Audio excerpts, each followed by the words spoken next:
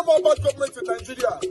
Nigeria what? The only media that have been consistent speaking against the bad government and for the purpose for reformers. Nigeria what? Yo!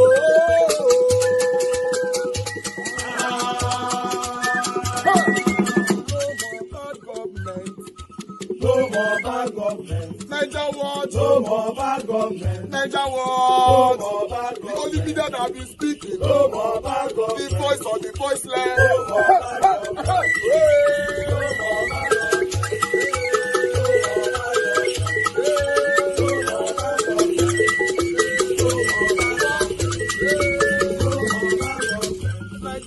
No more bad government. For the poor. No more bad government. Nigeria what? No more bad government. Nigeria what media? No more bad government. No more bad government. No more bad government. In Nigeria. No more bad government. No more bad government. No more bad government. The only media. No more bad government. The number one media in Nigeria. No more bad government. That have been speaking against government. No more bad government. Nigeria what? No more bad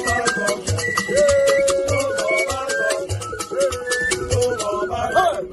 Nigeria what you? The voice of the voiceless. The voice of the voiceless.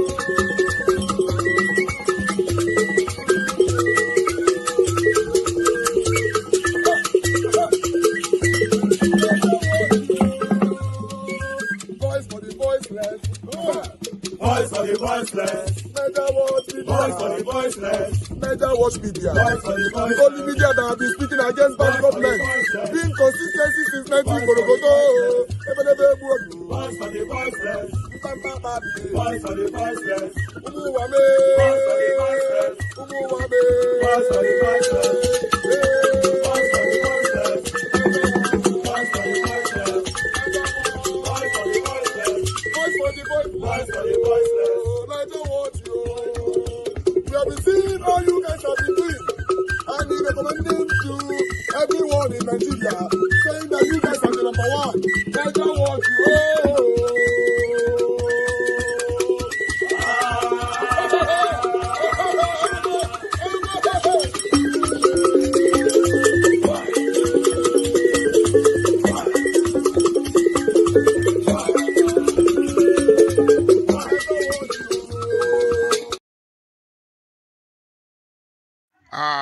In case you've noticed, a lot of people have been bandying the word coalition lately. And that is, there is the rumor that people are calling for a coalition between Peter Obi, Atiku, Kwankwaso, El Rufai, and a host of people who have lost out in the 2023 election. With a view to unseating Bola Ahmed Tinubu in the 2027 election. Now, there are a few pointers that I want to draw our attention to. First and foremost, it appears we bring ourselves into 4 years of every administration only to waste it. We are barely 2 years into this administration and we are already talking about another election when we don't have anything to count as gains in this administration. That is how we have turned out to be in Africa. Okay. My interest, I've always been a Peter Obi fan, and I'll always be a fan of Peter Obi, come rain, come shine. But I would like to advise Peter Obi of one very, very important thing I've noticed.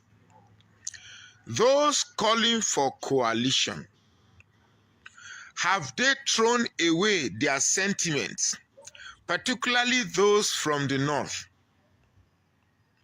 And that is this supposed dislike for the Igbo race.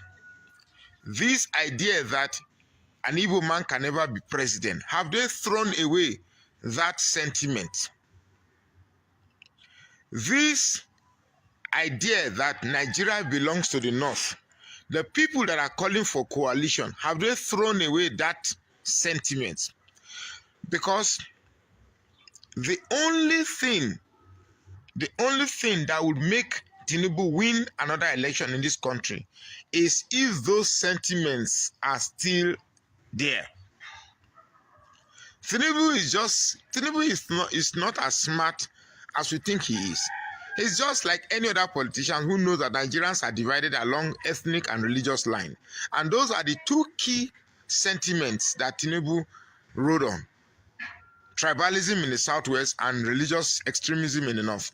Period. There's nothing scientific about what he has done. And now, those who supported the Muslim ticket, thinking that it's going to lead to the eventual Islamization of Nigeria, and nothing of that sort is, showing its head. Now they say that Tinubu has betrayed them. This is not what we planned. What did you plan initially? What were you thinking? Anyway, it is not time to cry wolf. It is time to look for solution. I am a solution-oriented person. So what do we do? The truth is that, as far as I'm concerned, Peter Obi is the only sane person among this lot. And judging from the word he said, that he's not desperate to be a Nigerian, but he's desperate to see Nigeria work, and that you don't call for coalition just because you want to grab power. There must be a reason for a coalition. Only those who put Nigeria first. I'm happy what is happening in America. I think for me, it's a wake-up call that in another 5 or 10 years, Africa will be left to fend for itself and begin to find solutions for her self-made challenges. And the earlier we get the right leaders who have a consciousness for nationhood, the better for us.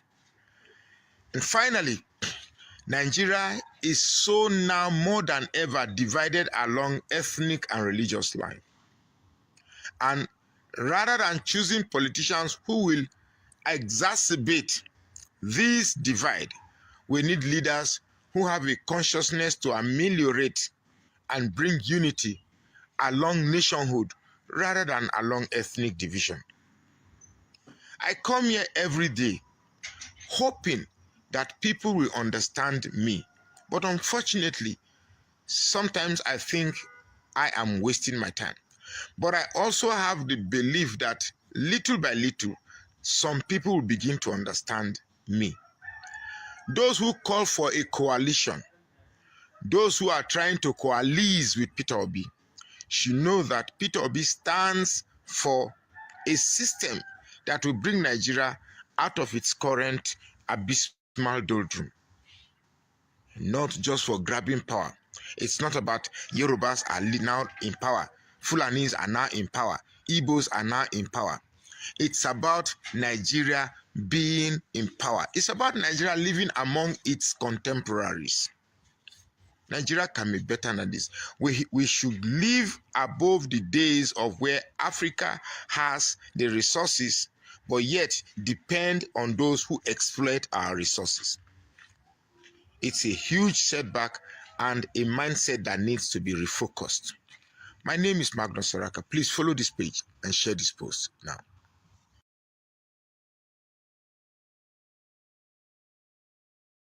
I'm concerned about this, what Obi is concerned about transparency and accountability. Now we know the source of these increments, the corresponding expenditures. We should know, we should have the breakdown. That's what we want. But if this budget works for all of us, yes, we can have 4 budgets running concurrently. If it doesn't break the law, it's fine. That's interesting. This is very, very interesting. Yeah. These people, we elected them. Yes.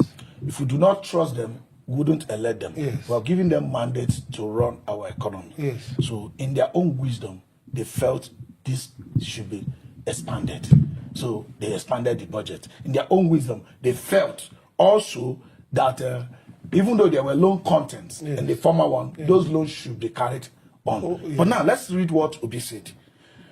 He said, for transparency and accountability's sake, Nigerians need to know how the resources generated from them are being allocated to ensure that they are judiciously spent on the country's development and the well-being of the people, country's development. Now, from the old 49 trillion budget, we saw issues of 9.4 billion naira being earmarked for visits, feeding, and few travels for the Aso Villa for the presidency. A lot of frivolous spending. Do you think that is a judicious spending on development for Nigeria? Frivolous spending. And like I said, it's on the concurrent. They are not things. But we trust these people. But we trust these people to do the best. To do the best for Nigeria. Then if we trust them to do the best for Nigeria, give us a statistics of how this money is being spent, especially. They said they have given you at least on a broad basis the 9.4 billion for travels, feeding. Who traveling from where to where? Presidency. So we say they are traveling. How does it affect the common man on ground? Do you know the rate of hunger in the land as we speak? That's why, for example, if I want to move from here to Suleja now, I should experience a good journey to Suleja in no time so that I will get there and come back. But if I'm going to Suleja and I have to sleep there because there's no, it's not for infrastructure development until it becomes the reason every country in the world borrows. But the major reason countries in the world borrow is because of infrastructure development. Maybe rail line. We have not been able to take the rail line from Itakwe, right, to Abuja, right? We've not been able to take the rail line from Kaduna to Kano or Lagos until we get these things right. Okay, we do not have a complete detail here, Peter. I'm saying, we can only judge this budget. We won't have the complete details. Vis-a-vis recurrent against capital expenditure. If the capital expenditure has about 6 to 7% of the budget fund, it's tough to me. It's fine. If they can, but it's unlikely. It's unlikely, but let's until we have it, we will not be able to say. But do we ever have it? And also, what we have not placed vis-a-vis here is that this revenue coming from custom, we have also not noticed the cost of the revenue. Because these agencies have their own costs too. This is just revenue. Do you understand? So it's not a kind of net revenue. No. So we don't also know their costs. Because their costs are integrated into the cost, general costs. Exactly. And all that. And it's on the budget. So putting it up as expansionary measure is there's still a question. Look, in leadership, the way Peter Obi is thinking, that's what we should think. I know but Peter Obi is now our president at this moment. But he's not. But he's a citizen. He's advising the government. Yes. Well, in democracy, what do we have? Majority have their way, minority have their say. Yes. So he has a say on how the country should be governed. Yes. You know, he's a stakeholder. Yes. Whichever way you look at it. And he's speaking for many. All he's just saying is that why Asiwaju is leading for all. Exactly. But he has a say. Because it's being led as well. Yes. It's not something that you say, nobody, you can't talk. No. You know what we have always said here is, if there was anything, anybody, any platform, any citizen should benefit under Asiwaju, it should be free speech. Because he was a man that is an advocate of free speech. So but we've not seen that way. No, that's not what we are talking about. So Peter, like all these budgets running concurrently, you know. That of 2024 is running, even that of... I'm so sure they've not even started implementing the supplementary budget of 2024. That's why Peter will not get what he wants. He wants details of the renewable budget. He can't have it, but it's still running. And budget of restoration has gone. So what the details we want, we might not be able to get them till this administration tenure expires, because this budget, they keep running, and by next year our budget will kick up again, and we want accountability. We want to see the figures. We want to see where these monies are going to. We want to see the cost of this budget. We want to see the funding. Where is funding coming in, and our debts. The borrowing, how will we pay the borrowing? Exactly. Where are we getting money from to pay the debts that we're using for the budget? Yeah. Last budget, is it a deficit or a surplus? We don't know. Last 2 years, is it a deficit or a surplus? We don't know. Because they're still running. And I think for me, I think at the time, they should terminate this budget. Let's get the figures. Based on these figures, we can judge what was done. And know how to move. Now, these budgets are running. Other ones are coming on board. Sometimes you need indication from the performance of the old budget to know the direction of a new one. Almost 3 sets of budgets are on, and by the time you put their supplementary, it's going to become almost 6 budgets at the end of the day running. What provided the direction for the new ones? that we don't also are told. For example, if a budget is running and it said the level of implementation is 50%, for example, now to finance the other 50, where are you going to get the money to finance them? Are they inculcated into the new budgetary allocation? Because sometimes you have some projects that are rolling over into the new, because you didn't have money to conclude that particular one. So now it's put into the new budget.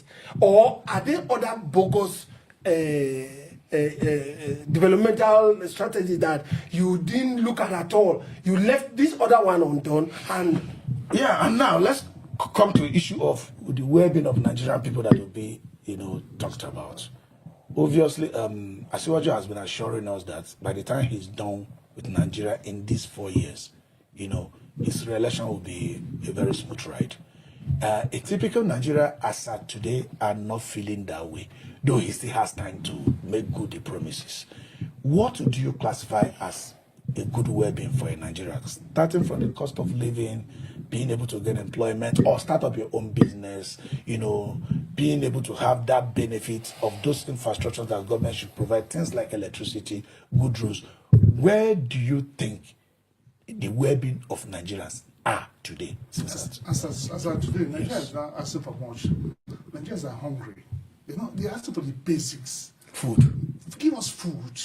Let us have roads. Let's have electricity. Security. Let me divert a little. Let me go behind. Let me go backward. Budget is for a fiscal year. That's right. A fiscal year is 12 months. Months, yes. And we had one running for almost 18 months. And based on that, we cannot even judge it. Fiscal year, 12 months. What our legislators doing? They should hold this government accountable. They should be accountable. Rather, they are busy. They should account to them. They should tell them this fiscal year has passed. We should shut down this and let's account to the people.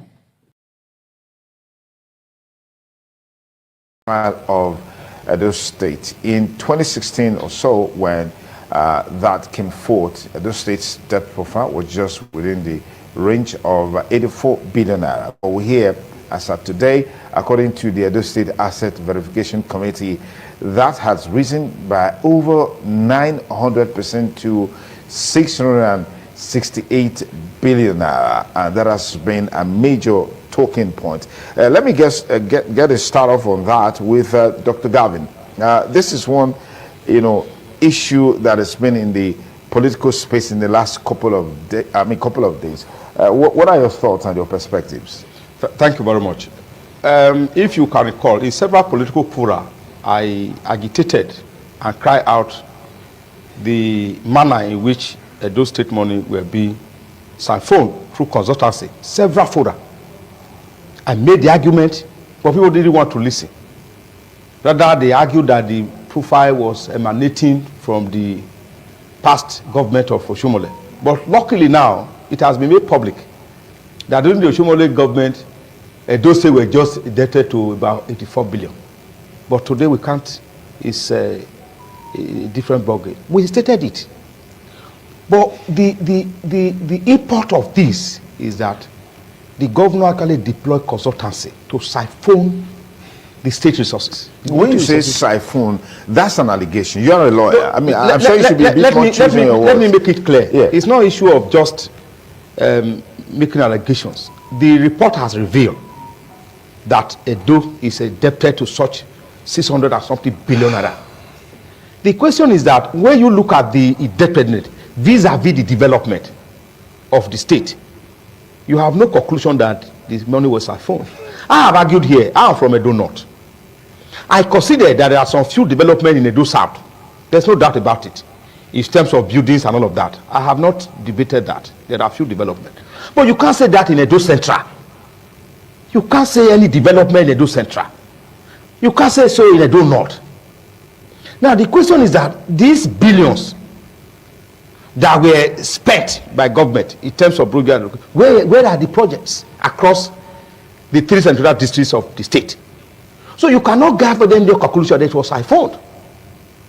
It was siphoned. Now, if you look at even the few roads they did in Edo South, they have washed away as I speak to you. There's no road now that was constructed by the Obaseki-led administration that is passable. The rains have not set in. He attempted to even do a road for us from Sobe to Sabogidaura. The road is bad already. We have continued to agitate. Even the House of Assembly, sir. The House of Assembly, the speaker is from Sabo Humura. They measured it in the House of Assembly, where they called the contractor to go back to site. It's not something that I'm just saying. It has been validated even by the House of Assembly during their oversight function. Even where the road is barricaded, that articulated vehicles, that is trucks and all of that, cannot pass through it, it's already wearing away. So the issue is that these contracts were just awarded without supervision. You cannot tell me that there is any government awarded project that was supervised by Obaseki. There was none. Where he went to another sports assessment to determine the quality of the work, but they were just awarded to chronics. If you award contract to chronics for the purpose of filling their pulse, it's siphony. Okay.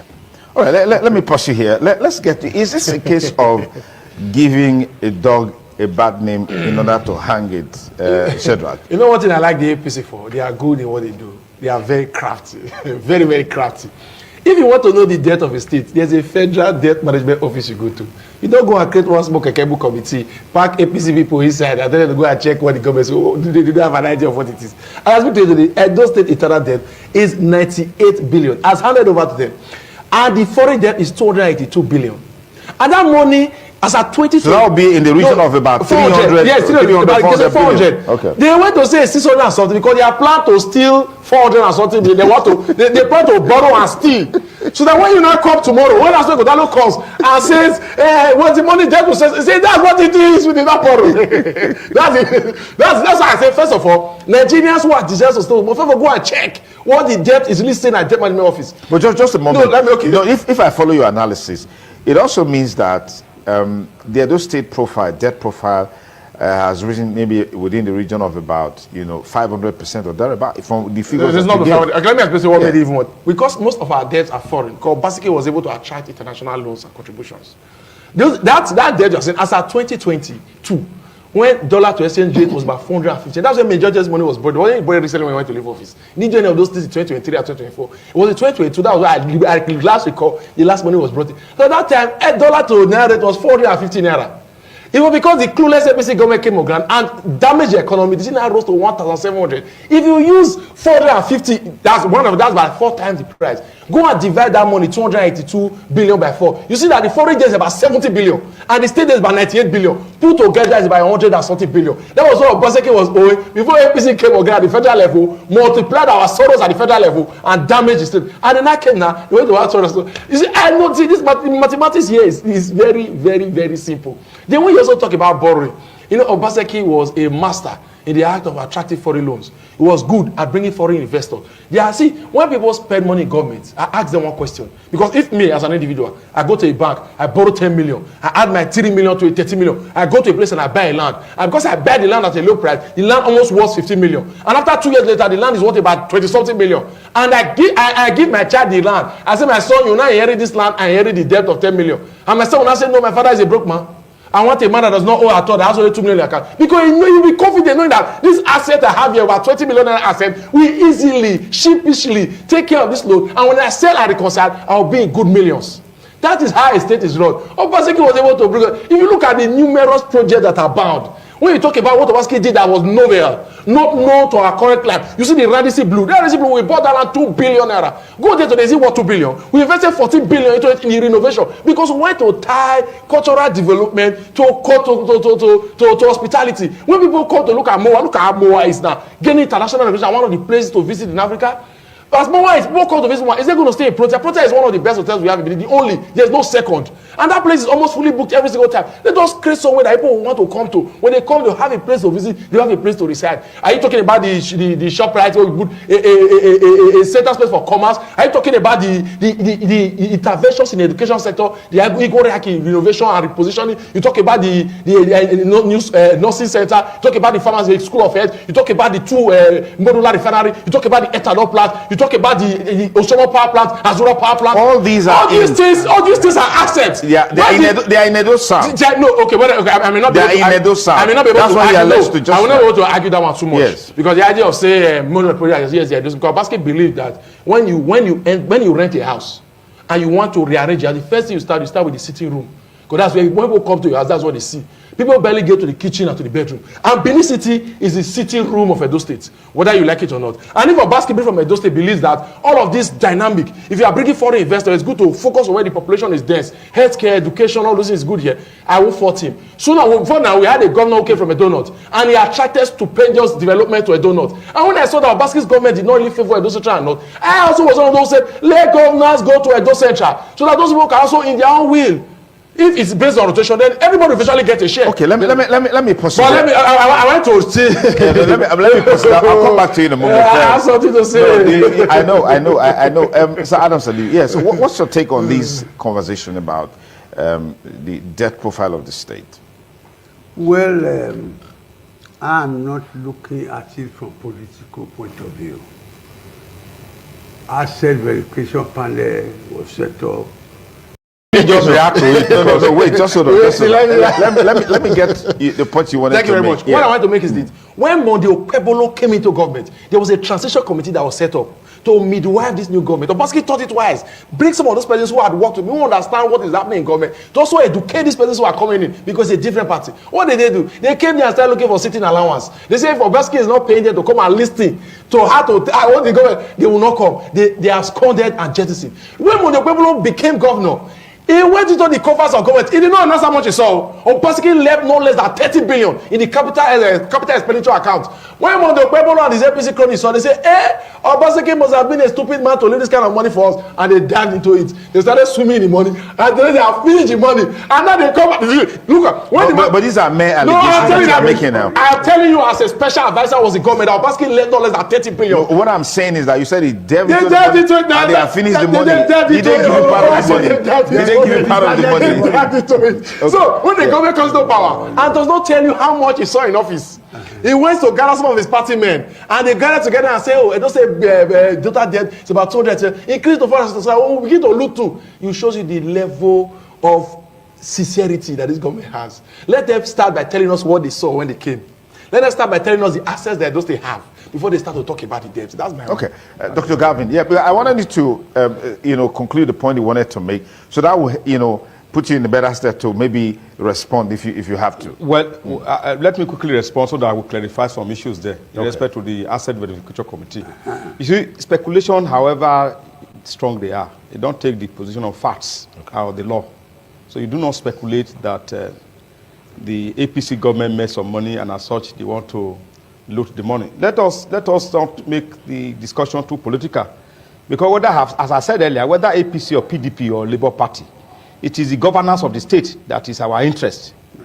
Parties are just the mechanisms or the machinery through which the state is governed. But whether they are PDPs or APC, they are Edo citizens. So we should not speculate that money was in the coffers of Edo, and Edo people also wanted to siphon it. That will not be correct. But let me look at the issue of the asset verification and the modus operandi surrounding the operations, as alluded to my very senior here. In the committee that was set forth, they were not acting judicially or quasi-judicially. So the issue of fair hearing doesn't arise. They do not arise. The issue of fair hearing is not an issue where a person acts administratively. So you do not bring issue of fair hearing, it doesn't come there. So only when you are acting judicially or quasi-judicially, then the issue of fair hearing comes in. Now let us look at the asset verification committee. When the asset verification committee was set up by the state government in its wisdom to determine the asset and liability, not necessarily only the asset, including the liabilities of the state, to know how the government can chart the way forward, the persons who were saddled with the responsibilities of these contracts were called upon. The contractors were invited. The ministries that handles these contracts, their permanent secretary are still in there, who are the administrative heads of all of these ministries, were also called upon to bring in these documents. It was this, the committee didn't act in vacuum. They acted based on submissions, and these submissions were from the previous government, including the head of service also made submissions to the government, who was also the head of service during the Obaseki government. He's still there. So they all made submissions, permanent secretaries made submissions, and those persons, contractors, also make submissions on how those contracts were awarded. The findings did not just emanate from the vacuum. They emanated from the persons who were directly involved in this contract. So it is not correct to say that there were no fair hearing or they were not fair. They were fair, time were given for them to investigate. It's just a revelation based on their findings. All of these findings will further be subjected to scrutiny to now determine all of this, in order to now determine whether or not, of course, the person who have been, because it will also be invited now. These are the issues and they will be cross-fertilized. So it's not correct to say the committee was not fair in the assessment or coming up to that view. Neither can anybody speculate that the money in government has been siphoned. Let us put the record straight.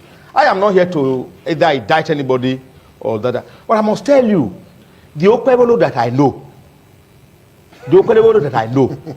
is a non-nonsense man in terms of financial management. So when a person comes here and say, I'm not even saying now, I cannot justify the reasons why anybody was maybe suspended, a lot of that for investigation. But I can show you a man, if he knows a thing, just nosing it and say, okay, let them be suspended temporarily to look for investigation. It shows directly, without political inclination, that it's a man who means business, it's a man who means well for the state. So all of these have given credence to the financial prudence of the government, that it will be a no-nonsense man in terms of financial impropriety. Okay. So what that simply seems to mean that even those in government already now are already afraid that going forward, nobody should soil his hand or even his finger with any financial misgivings in the state, that it will not be tolerated. So, but in terms of governance, let me tell you, the Okpebolo-led government have set the pace that no other government have set in Edo.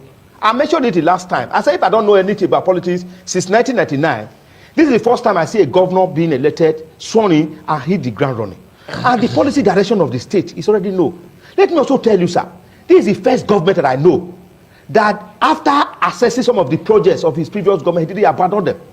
He continued the projects that he feels they worth continuing. For instance, in the Ministry of Education, at Yaro, the building that is still ongoing, financed by this current government, initiated by the Obaseki government. That shows that it's a government who will not abandon a productive and resourceful project that is initiated by government. Okay. So it shows the continuity, it shows the mind of the governor. Okay. So it is not correct politically for anybody to come here to say the current government doesn't mean well for the state. The current government means well for the state. The governor is a person that I know. I know him that he has a zero tolerance, I said, against any other misconduct, financial property, or inaptitude in terms of governance. Right, let me get Sir Adam Saliu to respond. We've seen an instance where two members of the State Executive Council are on suspension on allegations of financial impropriety, even though yesterday the suspended Attorney General came out to say, to deny vehemently these allegations, and even, offering to stand before any constituted body to defend himself. Let's I'm asking this question because of the swimming in siphoning that Shadrach talked about a while ago. Yeah. Now, someone has been accused of financial misappropriation. Ipso facto, he has been relinquished from office temporarily. No problem. As long as he will be given fair hearing, at least he should be summoned. Even before God to prove his innocence. So pretend over the tribunal case of Edo State, and yet they come and label him for financial infractions and grave official. For me, it's irritating and it's annoying. That's why I also took personal time to investigate what exactly, how did he amount to this? The man before daybreak, at about 4:35, the man has already released a statement in public domain on his official Facebook handle that he has never touched money. He does not know where money is in this government. He has not seen anything like this, and he's willing and ready to appear anywhere, even before God, to prove his innocence. Then when I did my own investigation, I discovered very clearly that this issue was not bordering against financial infraction or anything. It was an instruction that came from the federal government. Was there a document to that effect from the federal government? No, let me explain to you. You know I'm in the corridors of politics, yes. And you may say it's a rumor, yes. And I will take it. You say because we believe you may say it's a rumor, but let me tie it. Listen to the rumor and whether there's sense in the rumor. Okay. They had got to a point now where there's desperation in the tribunal. And the Edo State government now is now scoring for support, begging the presidency, please, we need you to help us. Do anything you can help us. If it's good lawyers, if it's good witness, you can help us. Anything, whether it's legal or illegal, help us with this tribunal case. It's getting us the truth. Then, of course, when they will meet in the presidency, they will meet the Attorney General of the Federation. And the Attorney told them that when you people were destroying the legacies of Tinubu, scuttling local government, sacking and suspending them, I told you to reinstate the local government chairman, and you refused vehemently. And the Attorney General wrote a letter to the Federation. That one is the public domain. Go and read it. A letter written by Samson Osage to the Attorney General of the Federation. He made some dubious allusions, making it look as though the Attorney General didn't know his job or he was not a learned colleague. Then the man said, that's why they added Damian and a floor two of them, according to say, the guy was in charge of the local government commission, and as if the man did not consult them, he didn't call them to ask them, say, you did something, what happened? They didn't know, they were not aware. They just brought the knife and they called the two of them to sell and send them away. It didn't matter. Even if you want to send somebody away, do you have to use such grievous letters, such grievous allegations as official financial infraction? Even Gordon Obaseki, who they said was heartless, the man does not look back. He won't do such. People, Obaseki sent people out of government. Many of the letters he came out in public domain. It was because he needed to show that needed to show that he was loyal and dedicated to the presidency. That he is willing and ready to do anything possible to save that tribunal case. That's why those two guys are four guys. Take it anywhere. They are four guys. And when the events continue to unfold, you will know whether what Sharakurubai said is true or wrong. So for me, I see all this is a political exigencies. For the people APC to now come forward and say, oh, it's because Monday Okpebolo has zero tolerance for financial corruption is a big lie. Okay. As I speak to you now, the thing that nothing flows faster than money that's been moving from the. All right, if you just join us, it's still Politics Today, and it's reaching you live on Independent. Welcome back to Newsday. Thank you for staying with us. The Edo State Assets Verification Committee says the Senator Monday Okpebolo-led government inherited a debt profile of 682 billion. 585,164,814 naira from the immediate past administration of Godwin Obaseki. The chairman of the committee, that's Dr. Ernest Afolabi Umakihe, disclosed this during the presentation of the final report of the committee to Governor Monday Okpebolo. The more than 3,900-page report disclosed that the inherited debt profile was 900% higher than the debt that Godwin Obaseki's administration inherited from his predecessor, Adams Oshiomhole, in 2016, which was put at 48 billion naira. Osilama Okwofu served as Edo State Commissioner for Budget and Planning. He joins us now to discuss that report. Good afternoon. Many thanks for joining us. Good afternoon. Great. Thanks for having me. We're glad to have you. Now, of course, your committee reportedly uncovered significant contract inflation under the previous administration. Can you quantify the total financial loss that the Edo State has suffered based on that? We didn't suffer any loss. Okay. And it's not my committee, right? Okay. The figures, the bandits, or they are banding around, absolutely not correct. All right. Now, if I were to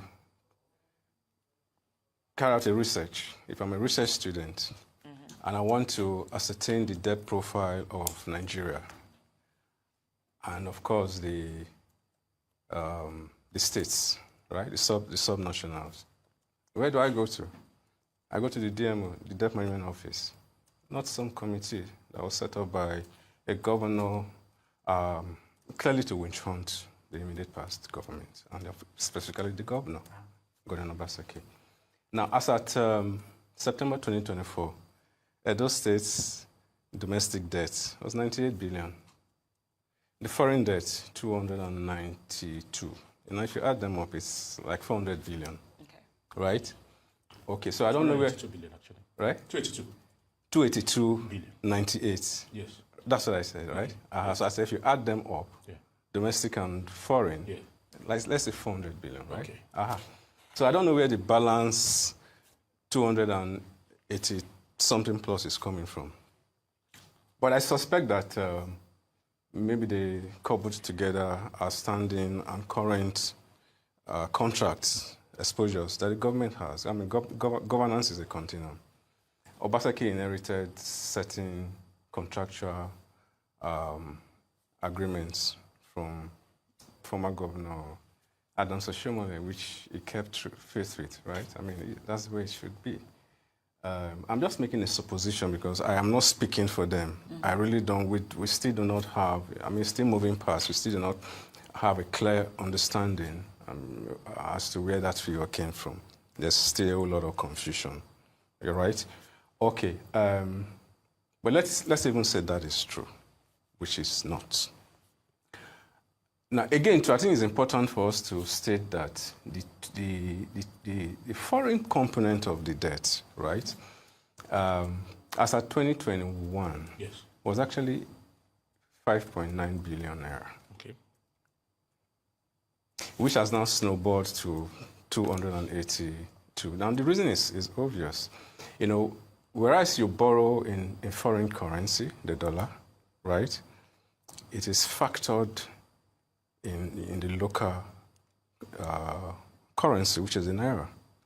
And you know that the naira has depreciated very, very, I mean, from 405 to 750 to 1,350 to a high of 1,800. So that is the way it is. So it's not as if Governor Obaseki borrowed a cent more. He didn't. For the 8 years he was governor, he didn't borrow any foreign loan. So what you have today, the foreign component, is still the money that Governor Oshoma handed over to Obaseki when he left. Okay. You know, so the report really has to be, you know, looked into seriously, and it's not true. A lot still has to be drilled in. I mean, they're coming up with figures that. Now you're giving the political dimension to this particular report that has been put out there. But as I see this as a witch hunt, don't you think a law should be passed at this point in time to ensure that due diligence of this nature is done for every administration, be it if there is a transition from same party, if there's a same party transition, or from one party to the other, because like you mentioned, when there is a transition from, for example, the Buhari government to the Tinubu government, figures like these are never brandished. We never hear these figures come to the light of the day. But when it is a PDP government handing over to an APC government, they use this... Or the reverse. Or the reverse, as the case may be. They use this as a weapon to probably stall, some people say, and also buy time for themselves. Shouldn't this be a constant moving forward? Shouldn't people push to ensure that audits are done on what has happened before, so that, like you said, some of these debts that were carried, that are being carried into the Okwebolo's administration, is stemming from the Oshomolo's administration? Talk to us about this. You don't need to pass a law. It's the norm. And that's what we did. You know, I mean, governance and the way you approach governance is a function of who you are and certain imbuements that you have. Before we left government, a transition committee was set up by Governor Obaseki, right, to look at assess the liabilities of the state. And of course, to come up with a compendium of things that he achieved within the 8 years, the challenges that he faced. And of course, which would then lead into what successive governments can glean from and follow through. As I say, governance is a continuum. So it's not as if he just upped it and walked away. He didn't. But unfortunately, they didn't come to the party. They were reluctant to participate, in the whole process. If there was any politicization of it, it came from the other side. And that is what has, again, translated to, now that they're in government, rather than doing things that would benefit the Edo people by way of advancing the economy, the socio-economic well-being, I didn't use the word witch hunt, well, let me borrow it from you. I did. You did. Oh, okay, so so rather than they are going towards a trajectory that is not progressive. You understand what I'm saying? So you don't necessarily need to come up with a law, right? But in any case, because of the kind of person Governor Obaseki is, you know, and because he led a government that is not afraid to be exposed in any way that you think you want to expose it. It was transparent enough. That's why that committee was set up. They were invited. They didn't really come to the party.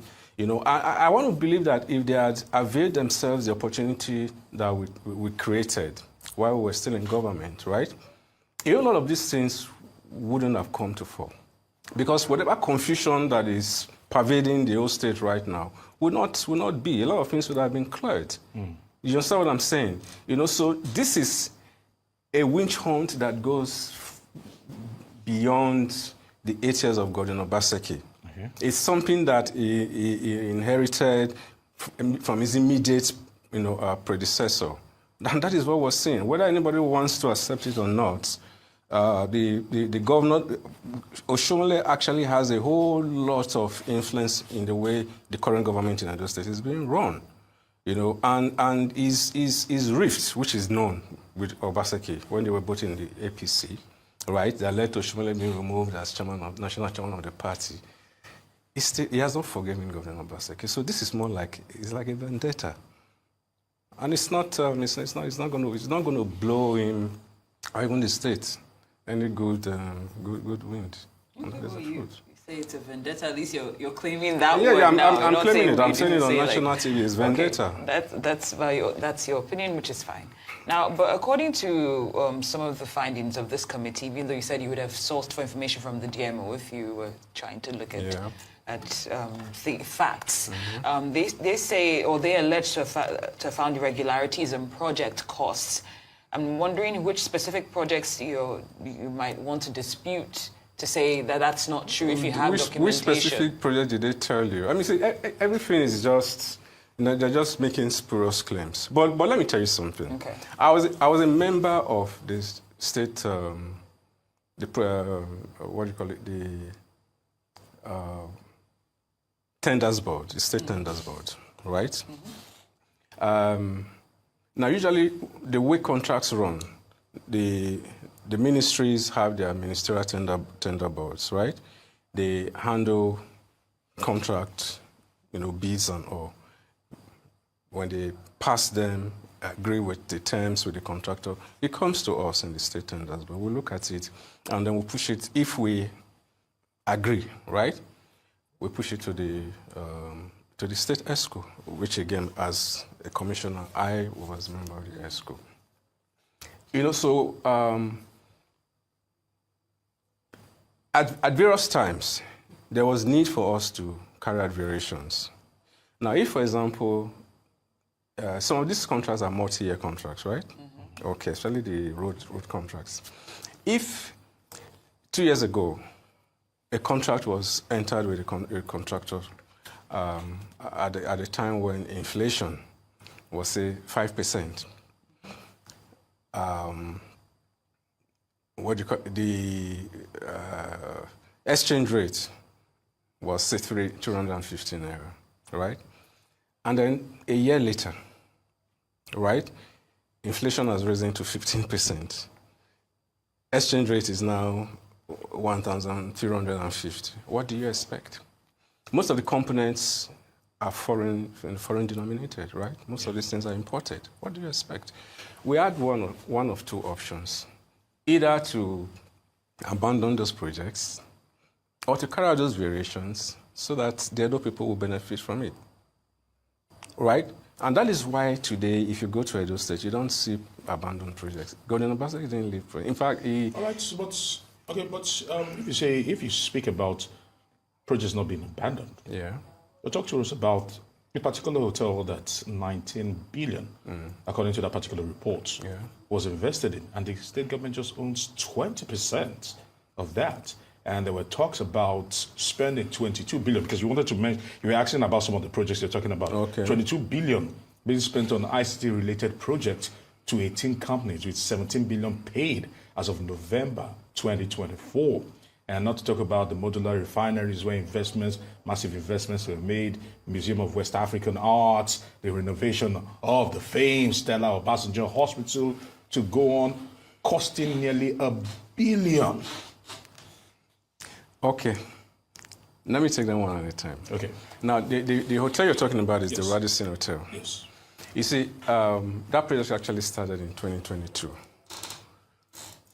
The state committed 2 billion naira to purchase the land and the carcass, as it were, right? It was estimated that 14 billion naira was going to be required to complete the project.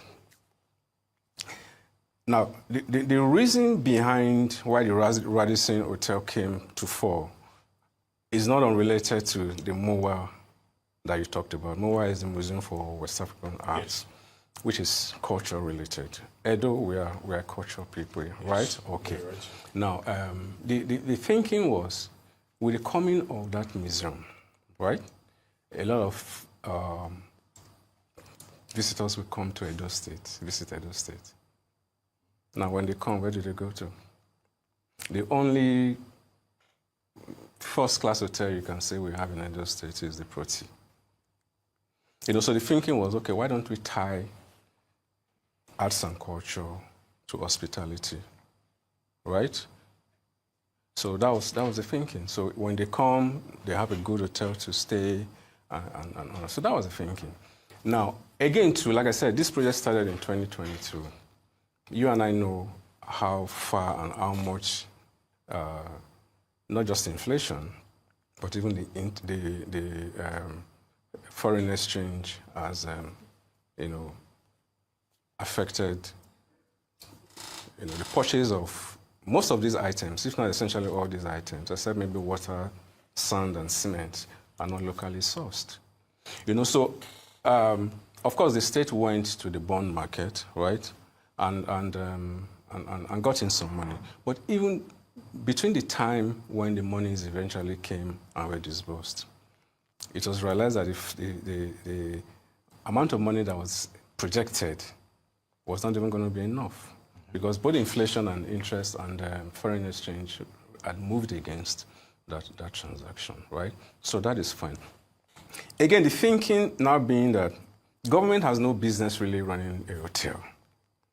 The chicken or the egg, which comes first? So what we did as a government was to say, why don't we create an enabling environment? If we were to leave things as they were, there was no expectation or belief that anybody will come to start a business like that. So you create an enabling environment, encourage investors to come. So an investor came, to partner with the government. So what has happened with that transaction now is simple. The 2 billion naira that we used to purchase the land and the carcass is more like the seed investment, right? The 17 billion naira, which we got from the capital market, because an agreement and understanding was reached with the investor, right? We are now that has now been translated to an investment, an income-earning investment, right? When that hotel eventually comes to running. Now, the investor too has put in 10 billion naira as seed investment and 11.1 billion. Yeah, 11.1 billion. What the report is saying is completely different from yours, because the report says that a company was actually started that owns 80% of that hotel, as against the government owning just 20%, and that's where the discrepancy is coming from. That is why. No, hang on. That is why. No. Continue the conversation. No. Let me finish, because this is key. No, because the producer says we have to go. But in one word, we be taking legal action. Since you're saying this is defamatory, this is not true according to you. Yes or no? Will legal action be taken against who? Based on what's happening with the committee? Yes or no? No, why would no? It's a committee that was set up by the government. Yes. I mean, why would we? Our job is to put the facts forward. Thank you very much. Which I thought, I expected I was going to do, but if your time doesn't permit. Time is not. Unfortunately, you can't have more time, because you spend. How do I put it on? This man there was spending like 3 minutes to answer one question, 3 minutes to answer one question, very slow and sluggish in his explanation. I understand not everybody talk fast. But listen, these people, they have time. That's not Nigeria was where we will just talk and talk and talk and talk. You need to work with your time. So this man was, according to me, this whether an Obaseki representative or PDP representative, he was actually indirectly consuming the time to finish. And I'm not satisfied with that his explanation. But meanwhile, I'd like us to move on.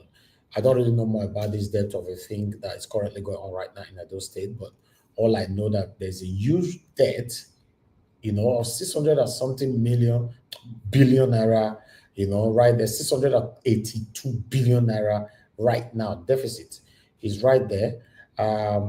According to this particular man who just ended up speaking, the commissioner for budget and all that, saying that the debt Obaseki left was 400 and something billion. So how come it accumulated to 682 billion? So there's a lot of attack and counter attack on these particular figures at this particular moment. So I don't have much to say on that. Good morning, good afternoon, good evening to every one of you. Thank you very much for your time with us today. I appreciate you all my people. Happy weekend, happy Saturday to you all. Today is 8th February 2025. Mother of all, Mommy Diaspora, good evening to you, Mommy. Thank you very much for all that you do. We appreciate you always. Thank you very much, Gio Deborah. I can see you, Mr. Johnson, Emmanuel. Thank you. I appreciate you all. Miracle B, Christian CXL. Thank you very much. God bless you, all my people. Sabovo Conga is with us as well. There's audience with us. Vitus Akwebelen. Charles Wanko is right there. Tunia Tom. Thank you very much. He's lucky. I can see you right there with us. Good evening to you all. Then we have more people right there. Didi Anthony, Peggy Modi, good evening to you, man. Thank you very much, everyone right there. Friday, I can see you right there. Thank you for your time with us today. Do your part by pressing on the like button, help us to share. Then we have Sagio Diase with us, Luciano. Good evening, my wonderful people. Emmanuel Shooks in the building. Thank you very much for joining us today. Good evening to you, Adewale. James Obayale is right there with us as well. Good evening to you, sir. It's good to have you on the show. Then we have God's Grace. Thank you very much for joining us today. Good evening to you, Madam Rita in the building. Good evening to you, man. Thanks for joining us. Ijidima right there with us. Good evening to you, man. Thanks for joining us as well. Adoska, it's good to have you on the show. It's been a while. Thank you very much for joining us today.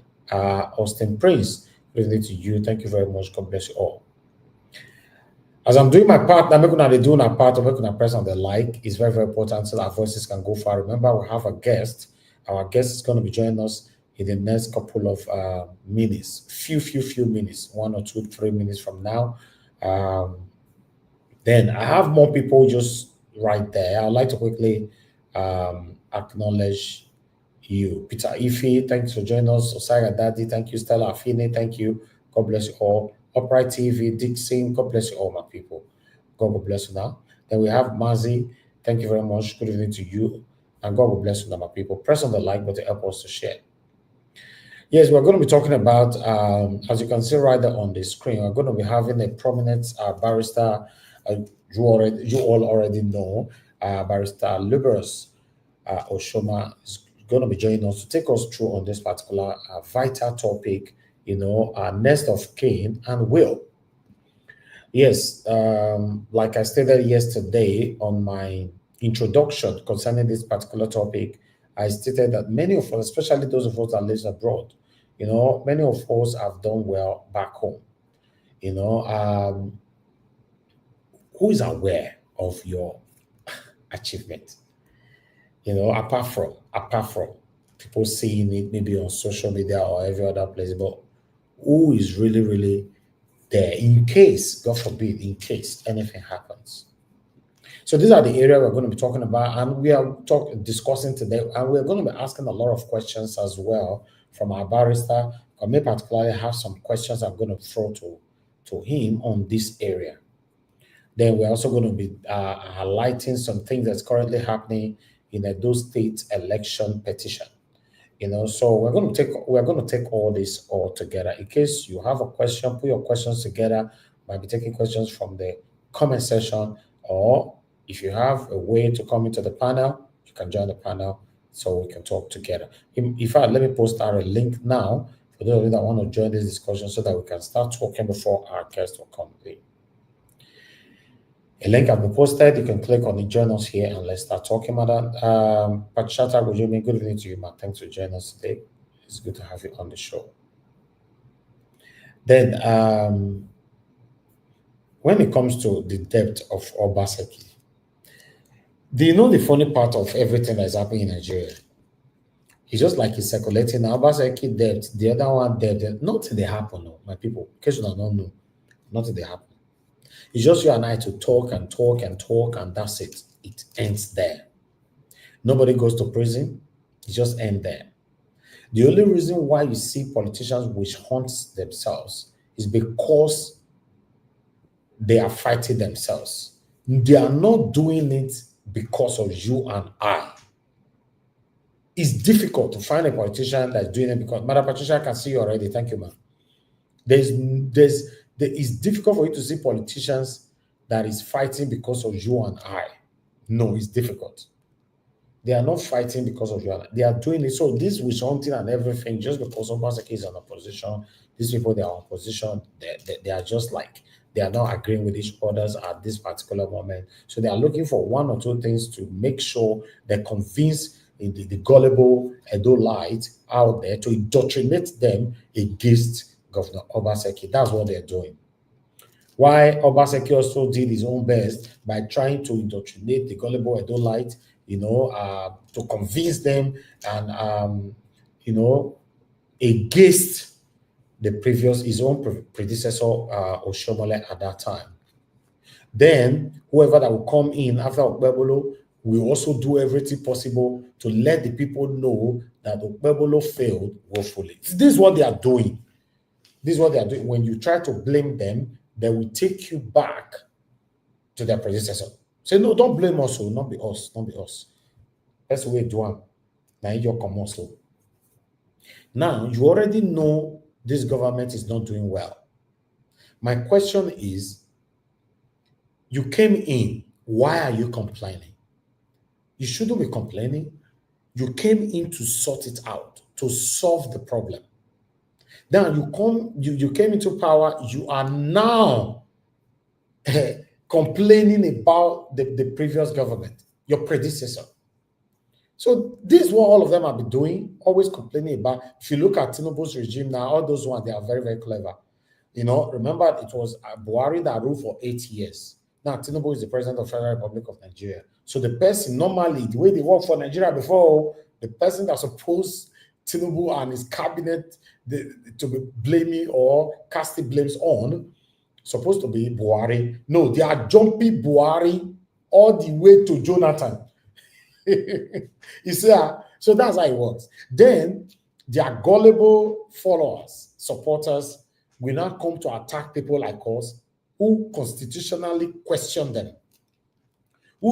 We that demonstrate our constitutional right to question them, to question their time, their tenure in office. You see, they'll be insulting us. Say, who you be. The governor better pass you. President better pass you. So that's how it works by people. Now here we find ourselves, unfortunately, that's how it works. I'm not sure when this whole thing is going to stop. So currently now, Okpebolo is insulting of which Auntie Obaseki and all that, blah, blah, blah. Remember, as we they talk, so Obaseki never stay in prison. When I get that from mind, though, as we they talk, Obaseki never stay in prison. Now, so they all talk like parrots. Okpebolo 4 years go, you stay complete, depending on the case in court, how it goes. Or 8 years go, you're complete.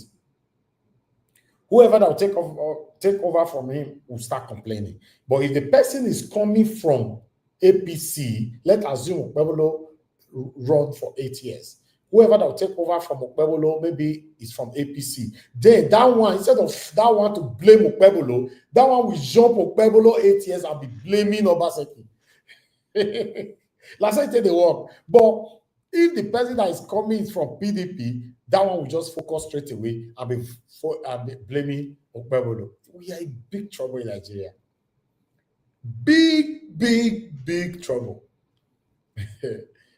They don't already know. They don't see us finish. They don't know us. Say, all we do is just to talk and all that. Then at the end of the day, you know, when they don't talk, they move on. Nigerians can easily move on at any time and all that, blah, blah, blah. That's what they do. You know, so that's how it is. So I would like you guys to watch this particular one, how the people on the street of Edo really praises on Okpebolo on this project inspection.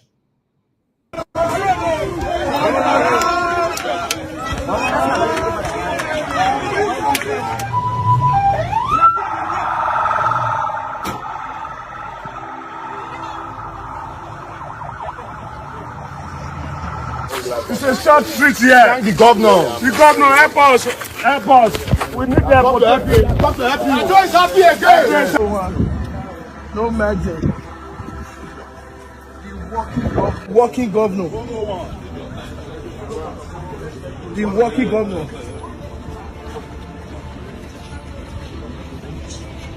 Rescue. No magic. It's the light of Edo. Promise keeper. It's the light of Edo. Yes, sir. The light of Edo. Working governor. No magic. After governor finish everything. These people never see the dividends of democracy for the past 30 years. Today, Akako is here to rescue. Edo is happy again. Edo is happy. We working governor. Edo is happy. No magic. Governor, when they work, they put you. Don't mind them. Edo is happy. Again. Don't mind them. Don't mind them, sir. We're walking governor. Don't move it forward.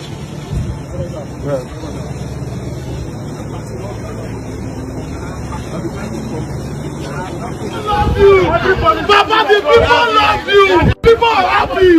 The people know you. The people are assessing you. Don't mind them. You don't be like Obaseki, MOU. Done. Governor, all the projects. Everyone is happy. Governor, no, they sit down for office. They do MOU. He's working. Sure. He's working with good contractors. Governor, wait, 9 months.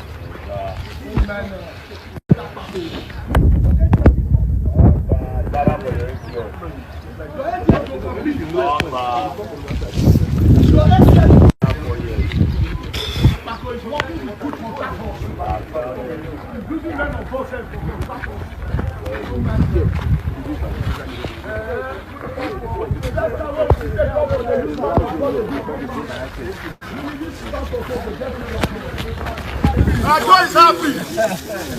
Papa is working. As you want to repair our road, God will bless We need help. We need help. It's a short road.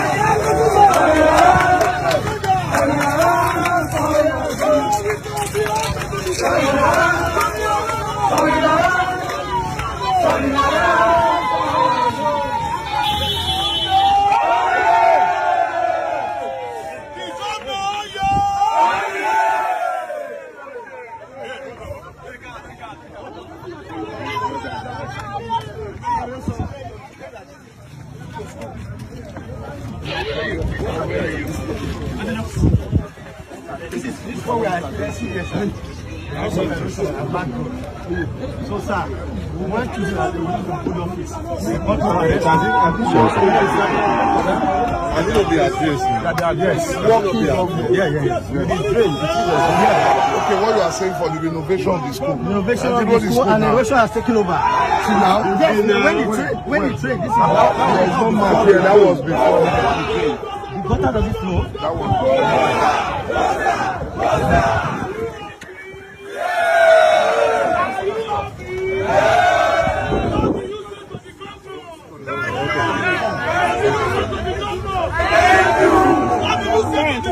No, that place is locked. It's locked. It's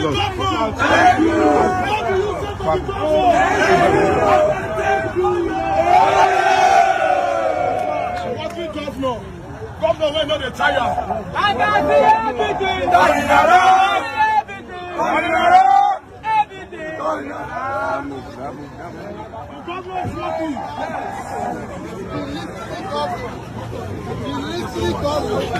Governor, let's see and go first. Governor, let's see and go first. No man.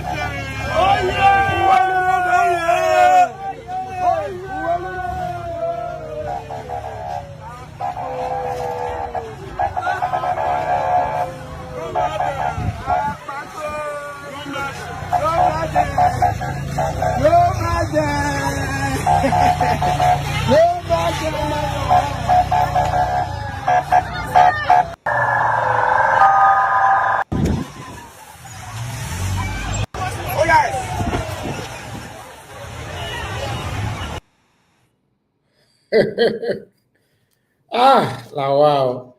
But people, as we see, I'm so tell the reporter I could give una for year.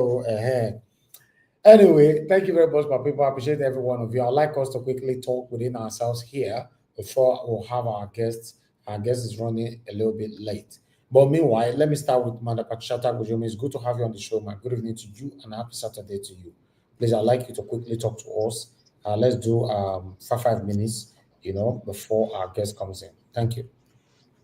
Good evening, Mr. Elvis. Happy weekend to everybody from wherever you're watching us from. It's great to be here. Good evening, Mommy Diaspora. It's been a while. I've been busy, so I didn't really join the broadcast from the beginning, but I just joined and I decided to come on the panel because I saw the discussion of the will, So I thought it's something that I need to contribute. Yes, a lot of people, before I go on, please click on the like and the share button. And also thank all those people that have already super chat Mr. Elvis. May God bless you and your pocket never run dry. This matter of will, for people that are in Europe is a very serious, or anyway, not only Europe, I mean outside Nigeria. It's really an issue. It's a discussion that we must have because it is causing a lot of problems already, and the earlier we address it, the better it is. Some people, they don't know that it's important to have a will, and that even when you have a will, that the will, must be legit. So people just make a verbal will, but actually that will not suffice because you need to get a lawyer, solicitor to help you do the will, draft it, and also you choose the people you want to circulate it with. And also his firm will keep a copy. Many of our people have lost, after they are deceased, their children cannot inherit anything because they didn't have a will. I have a case that someone passed on, and the man had children, but they were little children. They live abroad. And the brother in Nigeria automatically took the house. And now he's fighting the children. He's fighting the children of the owner of the house. So we have a lot of scenarios, a lot of cases like this. So nobody should leave their estates without not putting things in order. And also to our children that we are born here, many times people instill, many of us, not me, I will say many of us because I'm talking generally. We instill fear through the movies we show them, we watch with them, and things we say to them. We instill fear indirectly in them, whether directly or indirectly. We instill it in them. That even as they are still living, when you are still alive, you can see the fact, you can see it in them that they are not interested in trying to pursue over there, no matter what you have over there. Because you have indirectly or directly instill fear in them. So what are they going to do? Do you think do anybody see fire and walk into it? No. So they would rather say, you know what, I will just let that thing go. I'm not going to die for it. So we need to change our way of communication or what we show our children over here. We need to do that. If we want them to be bold, and courageous to actually go and confront what we have there and make use of it, because the only reason why you are doing all this is for your children to take over from you. If at the end of it all your children doesn't go back to take them over, it's the family that did not even know anything how come about you have all these things that will sit on it. And if you don't raise your children to know where the family boundaries stop and where their own boundary, where their own right starts, they will be afraid of that family. So that's something we need to consciously, educate our children. Write a will. Yes, write a will. And let your kids know, let your children know that you have a will. And with whom the wills are with whom the people that have the copy of the will. You need to let them know. Not that you are preparing to die at 50. Not that you are preparing to die at 60 or 70. Well, that's not what we are saying. But wisdom is profitable to direct. Because you don't know what tomorrow holds for you. You only know of the very second that you are experiencing. The next second, you don't even know. So instead that everything that you labor for will just go like that, it's better you discuss everything, discuss everything pertaining you to your children. Very, very important. No matter how small or little you think they are, it's very important, because otherwise you've just labored in vain. That's what it is.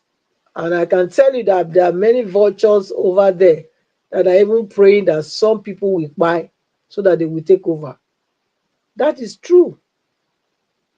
So if you have kids, if you have children, it's high time now you sit them down, no matter how small they are.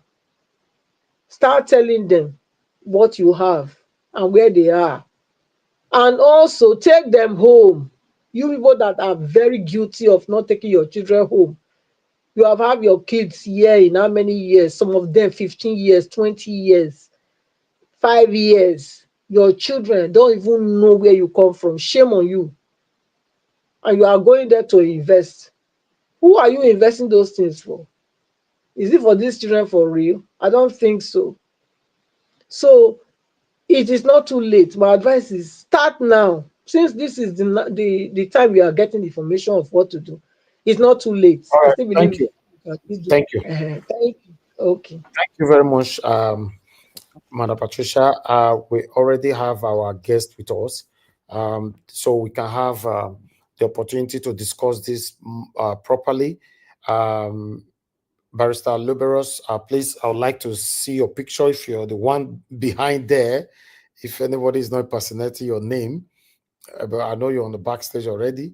Just put on your picture so that I'll be sure. I don't know if you want to have your face on this broadcast today, but you can put it on so that I can be sure that you are there with us. Thank you very much, sir. All right. While I wait for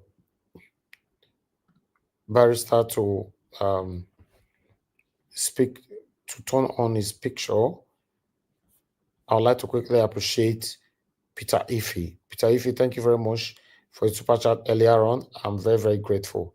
Thank you so much for all that you do. Thank you. All right. Thank you, everyone right there. I appreciate every one of you. Help us to press on the like button and help us to share. Barrister Liberous, are you there with us? Yes, I'm here with you. Okay, good. Good evening to you, sir. Thank you very much for your time with us today. It's very good to have you on the show. The last time you were with us, that was about, I think that was almost 2 months now, if I'm not mistaken. That was last year.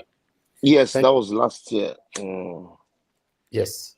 Thank you very much, sir. Is my audio good enough for you? Yes, the audio is very good, sir. Very, very good. Okay, fantastic. Thank you very much, sir.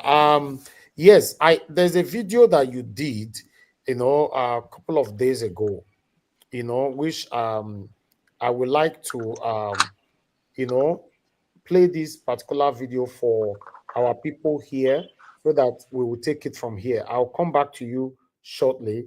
Guys, as you all know that we already have the barrister with us, just do your part by helping us to press on the like button, help us to share so that I can play. One minute, let me put this video. Let me see how I can put this video on the screen. 1 minute, just bear with me. I'm supposed to have sorted this out before now. I thought it was already on the computer. No, sorry, on the software. It's playing from the computer, but it's not showing from the software.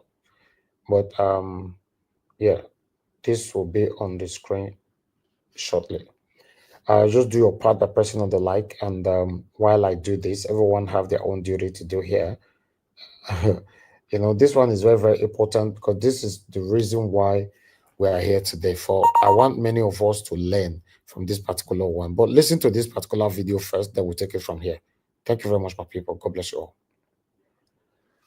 Yes, I'm here once again to talk about this issue of next of kin. I hear a lot of people ask me, lawyer, please, I'm a next of kin to my brother or sister's or husband's account, but the person died. The bank has refused me access to the account. Please, for the information of everybody, once again, the next of kin does not give you access to the account. Next of kin simply means anybody they can call or reach out to in the event of the fact that they can't reach the owner of the account. So that's what next of kin is for, and not to access the account. The best way and the statutory way to access any account in the event of a demise is through letter of administration or a will. But for those that cannot write will or you don't get the power to go through the rigors of that letters of administration, when you are alive, what you can do is set up a small company. Use that company to buy shares, acquire properties, run accounts in the name of both you, your wife, and your children. Let you and your wife are shareholders, children are direct shareholders also. You and your wife are directors in the company. So that way, in the event that either party dies, the company is still in existence. Company no die. At least you'll be paying annual return. So that way, nobody's coming to tell you, come and do letter of administration to be able to sell the property of the company or to be able to access an account of the company. But we see people where, they hide money here, hide money there, hide money everywhere. At the end of the day, they die, they leave this world. Their family is thrown into poverty. abject poverty, yet they have money in the bank. We tell people, especially men, you go hide account from your wife. I have no one making no, because if you know it would demand, and you women stop demanding too much. But let your wife know, if possible, let her be a signatory to the account so that there will be a problem in the event of demise. There are issues we are handling now. The man died, the woman does not even know anything about the account. He don't know where money is. She was able to stumble on just one. And when we process letter of administration, thanks to the magnanimity of that bank, they told the woman, this one has small money. There are other accounts, about 6 other accounts in the man's name. The woman didn't know all of these things. So please always allow your wife to know the banks you have account, and if possible, let her have the numbers of this account. You never can tell. Nigeria is hard enough, So please, if you can't write a will, some people, if you ask them, please write a will, they'll say, you won't kill me. We're so religious, but the inevitability of the fact that we won't live here alive is, so certain and glaring us in the face. So you say you won't kill me. Write a will. If you cannot write a will, prepare, allow your family to know, the properties you have. We have situations where people die and the properties agent could take them. In some cases, the account go lost for bank, because nobody came to claim them. We also have situations where, nobody even know the properties. Nobody know where them they. They just, they are gone with the wind. Everything you have acquired, you have labored for, and your children, your family cannot even access them. So the best thing, write a will. If you can't write a will, I ensure that your family know, where to access these properties and accounts so that they can process letter of administration.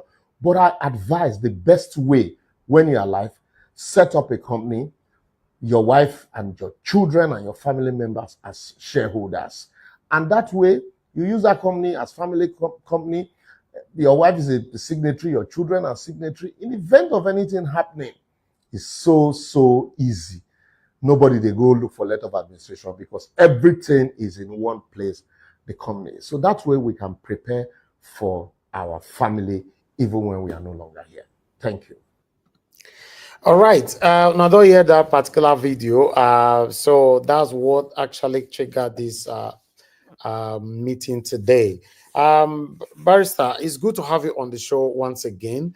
I would like to ask you a straight question first, because on your video, you said, tell your wife, let your wife know, your secrets, assets, banks, and all that. My question is, does it mean, say, you are agreeing or accepting the narrative that men have to die first before women? No, not really. Thank you once again for opportunity of this clarity. Not really. You see, there's this practice where if you're getting married, you're a man of 50, they'll say, look for somebody who is younger. The tendency for men to marry people who are younger, women who are younger than them is very high. A man who is 50 will marry a 40 or 35 years old, lady. So, and in life, there's this presumption that when you are older, the tendency that you will go first is very high. So it is that probability is very high that, because you are older than the woman, you will leave first. But the message for me is not necessarily just for, the men only, but in most cases that we handle, you find that, the ratio of men to women, it's very high. The men most especially. So, but this also applies to women. Some of them will hide properties, hide assets, their children, their spouses cannot even access them in the event of demise. So it applies to both parties, spouses generally. There's need for marriage these days because of the challenges. There's need for transparency, there's need for full disclosure in most cases. And then another thing that I would say is, when you marry a good wife, it is easy for you to advise everybody and say, okay, disclose to your women, to your wife. you would understand what a man who marries a bad wife is going through. There are some cases when even women know that, oh, this man has so much. They orchestrate, find a way to even eliminate that man so they can acquire. But the general advice here is, marry somebody marry your friend. So we're not talking about, those cases. We're talking about cases where, the need to know should be there. Basically, that's what I'm talking about. Okay, on that, thank you for clarifying that. I would like to know, because according to the research I did before you came in now, maybe you can let us know more on this area legally, the difference between next of kin and will. What I have here, next of kin refers to the closest living relative of the deceased person and become relevant when someone dies without a will. Okay, now, while a will, is a legal document where a person explicitly state how they want their assets distributed after their death, potentially naming beneficiaries who may not be the next of kin. So, my question answer, if a man have a next of kin, at the same time, he wrote his will, if he dies, what happened between next of kin and the will? Because there will be some kind of conflicts and argument and all that. I want you to clarify that for us, sir. Yeah, like I said in that video, the only way statutorily for devolving assets of a deceased person is through a letter of administration or a will. In the event that there is no will, a will simply means the man is speaking from the dead. This is how I want my properties to be shared when I'm not here. He did it while he's alive, and the will is kept in the probate. It's kept in the probate until the demise of the man, after his death, and then the probate registry would come with his lawyer and then say, okay, this is his last testament. This is what he said while he was alive, how this asset should be shared. While next of kin, for example, this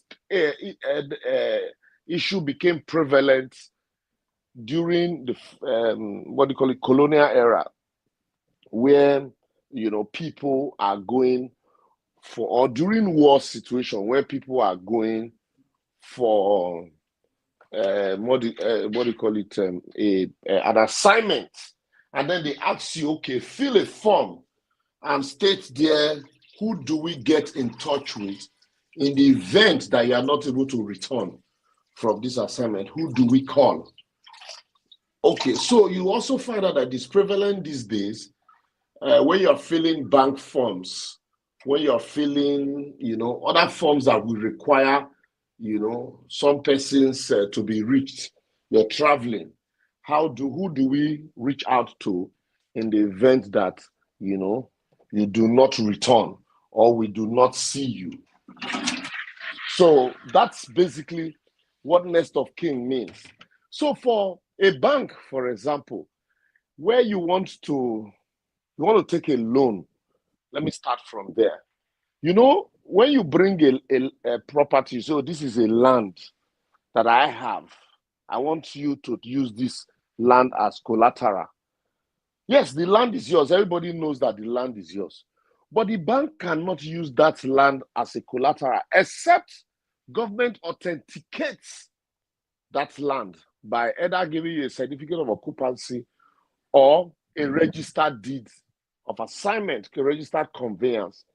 In the same vein, if you now have money in the bank, or you have a house, for example, you want to sell a house, you have money in the bank, and that money does not belong, the money belongs to, let's say you have money and you are a signatory to the account, you have been operating that account. In the event of demise, your next of kin that you listed oh, this is my next of kin, is the event that I don't know if you reach me, or I'm gonna call this person. That next of kin, because it's not a signatory to the account, cannot access the account. And the bank also, because the bank owes you a fiduciary relationship, they will not allow that next of kin access to the account, except government gives that next of kin a paper, a letter, saying, go and operate this account for and on behalf of this person who don't die, in the absence of a will. And that paper is called a letter of administration. You know, under the administration of estate laws of the various states.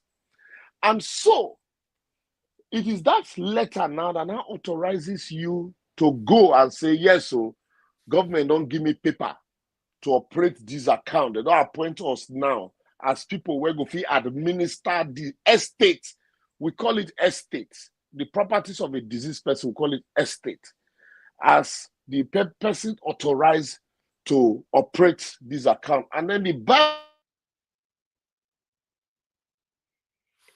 All right. Network not just start today. Bank move it into what they call estate account. And then you now operate, you know, that account from there. Usually it is more than one person. So being and then also, like in the case of a property, for example, just like I gave you instances of, okay, you must have a registered title. So if it's a property, you cannot now transfer the right in that property because it is not your own, it is not in your name. So you can't transfer the right in that property to a third party without the government giving you a letter saying, okay, now this property belongs to Mr. Joshua, but Mr. Joshua, he is dead. And you want to sell this property, or you want to own the property as if it's yours, in the absence of a power of attorney, in the absence of a will from Mr. Joshua. So government is now giving you a letter, say, take to operate this account for and on behalf of the estate of Mr. Joshua. So that's the only way you can transfer valid title of that property. But you find out that what happens is, in traditional settings, the villagers will come together.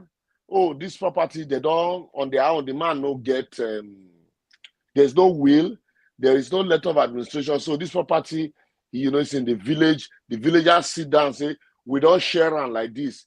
Give this to this, give this to that, give that to this. In such cases, mind you, there are no documented letters for these properties. And also, the villagers on their own cannot share money in an account they do not have control over. Even if they say, okay, now you go take the account when they Union Bank. This person will take the one in Scotia Bank. This person will take the one in Zenith Bank. You will still need to now go to government and say, the villagers have appointed me to administer this account. So give me authority to administer all of these accounts.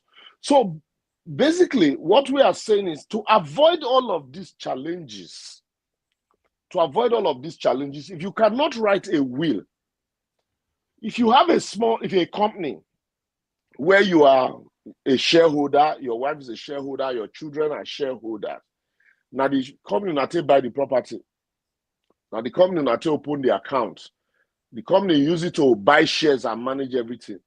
When one person dies, maybe that company, you are really not using it, you know, to run any business apart from that family acquisition. When one person dies, the company is still there alive. Company know they die.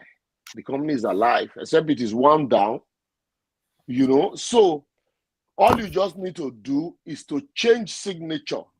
If not the man before, or now the woman might be the signatory to the account, or there are two parties who were signatories, one person don't die now. The other parties will, by board resolution, change signatures and everything move on. So you don't need to go to government. You don't need to, because to get a letter of administration, most governments, some they collect 10%, some they collect 15%. So you don't need to go to government to say, give me a letter to operate this account, give me a letter to transfer interest in this property, because the property is owned by a company and the company is still alive. Okay, I would like to ask a question concerning this. Guys, I will come to you guys to pass your questions shortly. A letter of administration. I want to read this first, according to some of my research here. It said, when a will exists, if someone has a valid will, the named beneficiaries in the will receive the asset regardless of who the next of kin is. Then, when no will exists, if someone dies without a will, the next of kin, usually the spouse or children, will inherit the estate based on the intestate succession laws of the jurisdiction. Now, my question is, letter of administration is invalid if there's next of kin or will, right? You don't need a letter of administration when there is a will. No. When the next of kin does not invalidate a letter of administration. A next of kin, see, let me explain it to you, because like I told you, in the village, for example, that is the culture, the culture and practice of that place. In the owner of this land dies, or the head of the family dies, or the woman dies, they will share property according to the culture and tradition of that place. Mind you, there is no account, there's no registered land. If there is a registered land, there is an account. You will need a letter of administration to transfer interests in that land or to operate that account. Whether you are next of kin or you don't be next of kin, you need a letter of administration. You can't say, I'll be next of kin. You just walk into a bank and say, give me the money. Nobody will listen to you. Okay. You can't say, I'll be next of kin. So because of that, this land has a CFO. And your name is not on the CFO. And the man whose name is on the CFO has died. And you say you want to sell. You don't even have the power. You will need a letter of administration to sell. So what that explanation is saying is that, for example, in the village, they say these are the next of kin. These are his family, so they'll share the properties to them. But if those properties are registered properties and there is an account involved, those people, those next of kins, will need to apply for a letter of administration. But if the man writes a will, whether you are next of kin or you are not next of kin, the man writes a will and says, give my property to the King of England. It is the King of England that will inherit, and not the person who names himself as next of kin. It is the woman or the man who dies that has spelled out how his properties will be distributed. Give this umbrella to that beggar by the junction.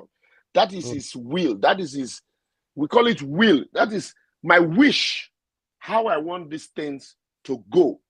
So next of kin does not necessarily mean that you must inherit if there is no provision for you, or that next of kin does not mean that you can operate an account or sell a property that is registered without appropriate letters of administration duly issued.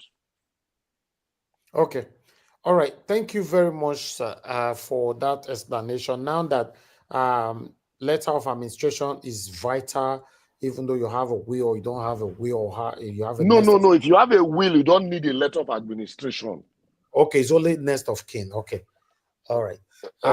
Here a letter of administration once again, sir, before I pass over to others. How much does it cost?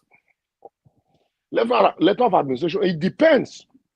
It depends on what you are applying to administer. If it is money in the bank, what the government would do, like in Lagos State, for example, they will take 10% of that amount in the bank. Lagos State government will ask you to pay that as fee. This is excluding the money you are going to pay to the lawyer for processing it. So statutorily, Lagos State government will take 10% of that money. In some cases where you are not able to pay, they will take it directly from the account. They'll take it directly from the account. The bank they will authorize the bank to release that fund as fee for processing your letter of administration, excluding the money that you're going to pay to the bank. If it's a property, they have a valuer, an in-house valuer in the probate registry, who will now go and look at the property and value it, and then now subcharge you 10% of that value of the property. Okay. Thank you very much, sir. I don't want it to look like it's just you and I here. We have other people on the panel. I would like to move straight to Madarita. Madarita, good evening to you once again. Please pass your questions so that we don't spend too much time here today. Yes. Good evening, Mr. Niger Watch. My lovely mommy diaspora. I'm still the only one that loves you. Mr. Liborous Oshoma, it's a pleasure to have you here. Good afternoon, sir. I have 8 questions. Liborous, please. Not Liborous. Okay. Yeah. Liborous Oshoma, Mr. Liborous Oshoma, barrister. Yes, good afternoon, sir. It's nice to hear you educate us and enlighten us. Okay, I'm going to go quick. I have 8 questions, but I hope you answer them. The first one is it good for anybody who has already written will to review or to change it regularly and edit when necessary? Do you advise anyone to do that? The second question is, is it proper, or rather must you notarize a will? For example, it's handwritten. Must you notarize it so that it can be seen as credible or irrefutable? And then the other question I have is there hope for anyone who want to contest a will? Because we've seen it, especially with big families or whatever, they're contesting a will that has been written by the deceased for years. Now the question is it advisable for anybody to contest a will, and on what grounds can somebody contest a will that has been notarized or deemed irrefutable? And then do you advise couples to do a prenup prior to writing a will? And okay, your question is too much, so you for take them. Okay, I'm just gonna we'll stop come back to you. Keep the rest. We'll come back to the rest again. Okay, sir. All right, thank you. Thank you, sir. Let me. I think you said. I try to remember the questions now. Okay, the first one is good to review or to change. No, see, when you write, let me explain the way it works for you. When you write a will, the will is not a document you keep in your house and then you come to it tomorrow and correct and review and keep again in your drawer. No. When you want to write a will, you inform your lawyer, you instruct him. I want to do a will, and then your lawyer will ask you, okay, list out what you want to will out, the properties, the assets you want to will, and the beneficiaries of this asset, and who should be the executors of the will. And so you list out the properties and then who you are willing them to, the beneficiaries of the will, and then the executors of the will. And after that will is written, then the will will be witnessed by 2 persons who will sign in your presence and in the presence of each other. They will sign the will in your presence and in the presence of each other to show credibility. And the will now be lodged at the probate registry. You will pay for it. It is sealed. That will is sealed and lodged at the probate registry. And then, that is that. The will is there. And that will never come back to you again until your demise. If you now want to amend that will, you write a codicil. We call it a codicil. You write a form of another will. This is the last testament to the previous will that I wrote. This is the last codicil. The last codicil to the previous will that I wrote, dated so and so and so and so. In that previous will, I did say this, but now I am saying this. Or that you also find out that you have acquired more properties. You now want to also, add them to the will. So you write what we call a codicil. use it to amend the document that you have already lodged at the probate. It goes through the same process. You can write as many codicils as you deem fit. So it is not that once it is written, you don't need to go and notarize it. It is the witness that will sign in presence of you, sign, and they sign in your presence and in the presence of each other before the will is lodged at the probate, signed, sealed, and delivered. So then contesting a will, yes, you can contest a will if you feel that this will, because that's why the first thing is, before you write a will, you must have this testamentary, what we call testamentary capacity. You have the physical mindset. You are a person. You have the mental capacity to write a will. Not that the man don't old. If you remember a lot of things again, you just force him. Papa, oh yeah, come and do this thing, come and do that. At that time, Papa or Mama don't old. Can't even remember a lot of things. Or he's in a sick bed. You now say it was at that point that he wrote the will. Certainly, people will contest that will. Because at the time you say Papa wrote this will, Papa was very sick at that time. Or that this man you said signed this will was a witness. This man was in America at that time. Could he have signed a will when he was in America in the presence of Papa or Mama when he was in America? So these are grounds for contesting will. And then in Benin, for example, it is a rule as defined by the Supreme Court in Osula, in the case of Osula and Osula. There's a place they call it Gyogbe in Benin. You can't will it out. It is a place to be inherited by the first son of the deceased. The last place of abode of the man, or the deceased man, is usually inherited by his first son after performing the burial rite. All right. One moment, guys. Hello? Okay, you are back. Yeah, such a place cannot be willed out. And so these are grounds for contesting, a will. And in most cases, in some cases also, if the will was written at the time that the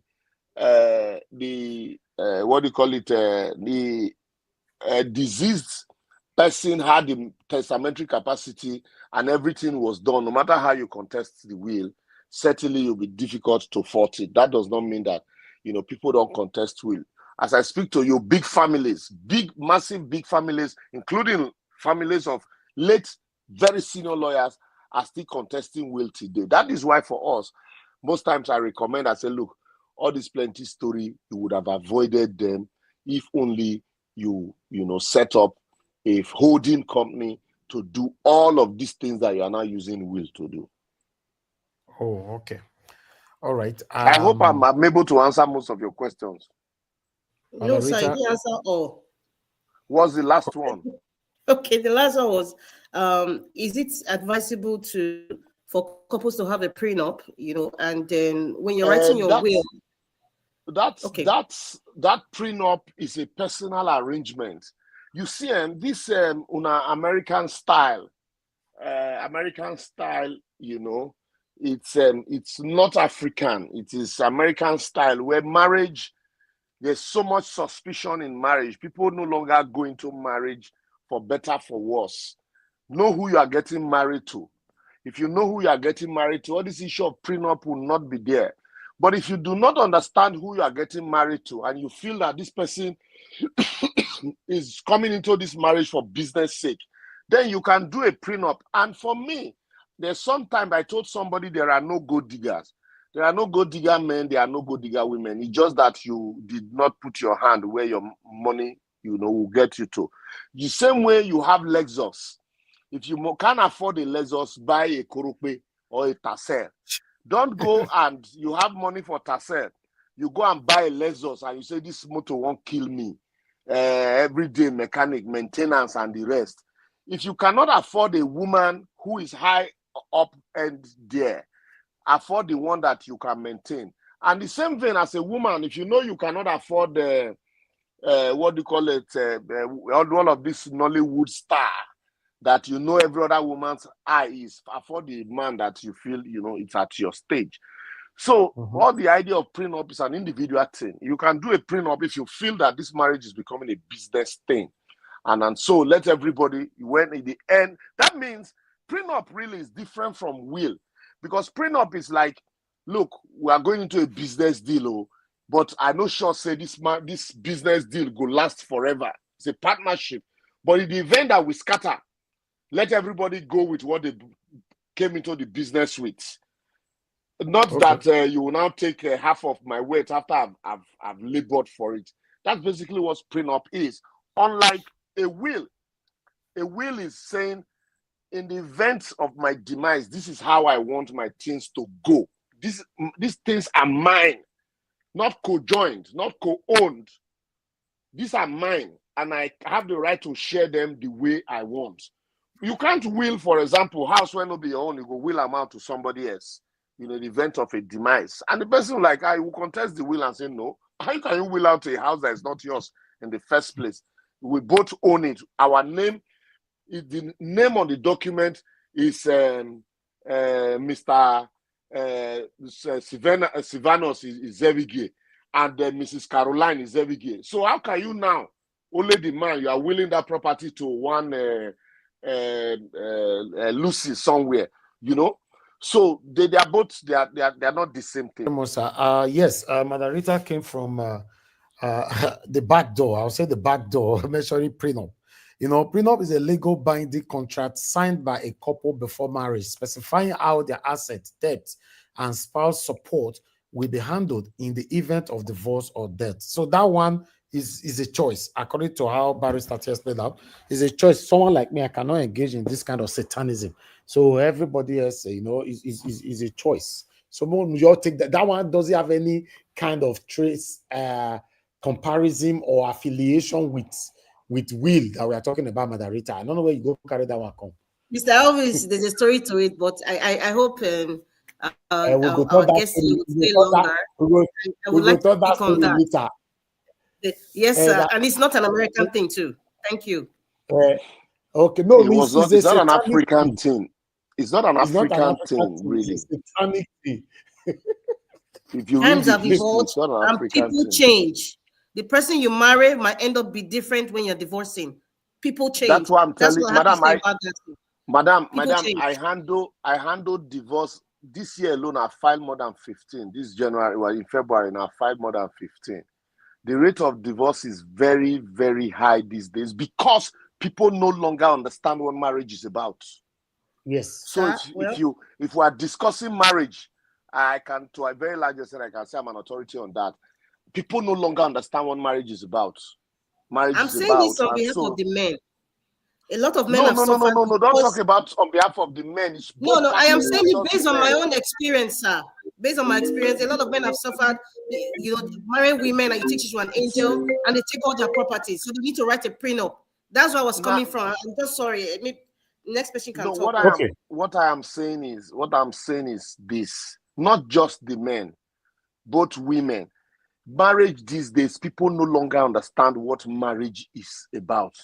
The way it operates in America, Canada, and Europe is not even the way it operates in Nigeria. Most times, even when we discuss issues of properties and the rest, the law operating in Nigeria is not the same way it operates in Europe, Canada, and America. They are both different laws, you know, as regards you know, assets and properties. Also, but this, if we hold marriage to be sacrosanct, and we truly understand what marriage is, some of these issues will not necessarily be issues to bother ourselves about. Thank you, Barrister.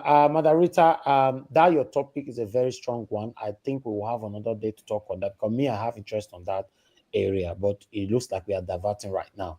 You know, because that one is okay. Maybe other people can ask. It's same about no. Yeah. Your last question. Okay. I had two more, but that's fine. I want to ask: can a guarantor, in the case where the person doesn't have any next of kin anywhere, and then for some, you know, by providence or something, they found out that he has a guarantor written down somewhere. Now, can that guarantor, you know, stand as a next of kin? A next of kin does not inherit automatically. I know, I know, sir. I'm just saying. A guarantor is different from a next of kin. A guarantor is somebody who guarantees. For example, I want to borrow money and I need, they tell me go and bring a guarantor. The man says, I guarantee that this person will pay in the event of, you know, if he does not pay, hold me responsible. Okay. So if you're a guarantor, we need to move on. If you're a guarantor, you cannot come and say you want to inherit, you know, except you have paid a debt for, you know, a deceased person, and the person, you know, while he was alive did not pay you back. You now say, look, oh, that one is a different matter. You say, this man is owing me. You know, he has not paid me. So in distributing his assets, please, you know, I have a debt that need to be cleared. Okay.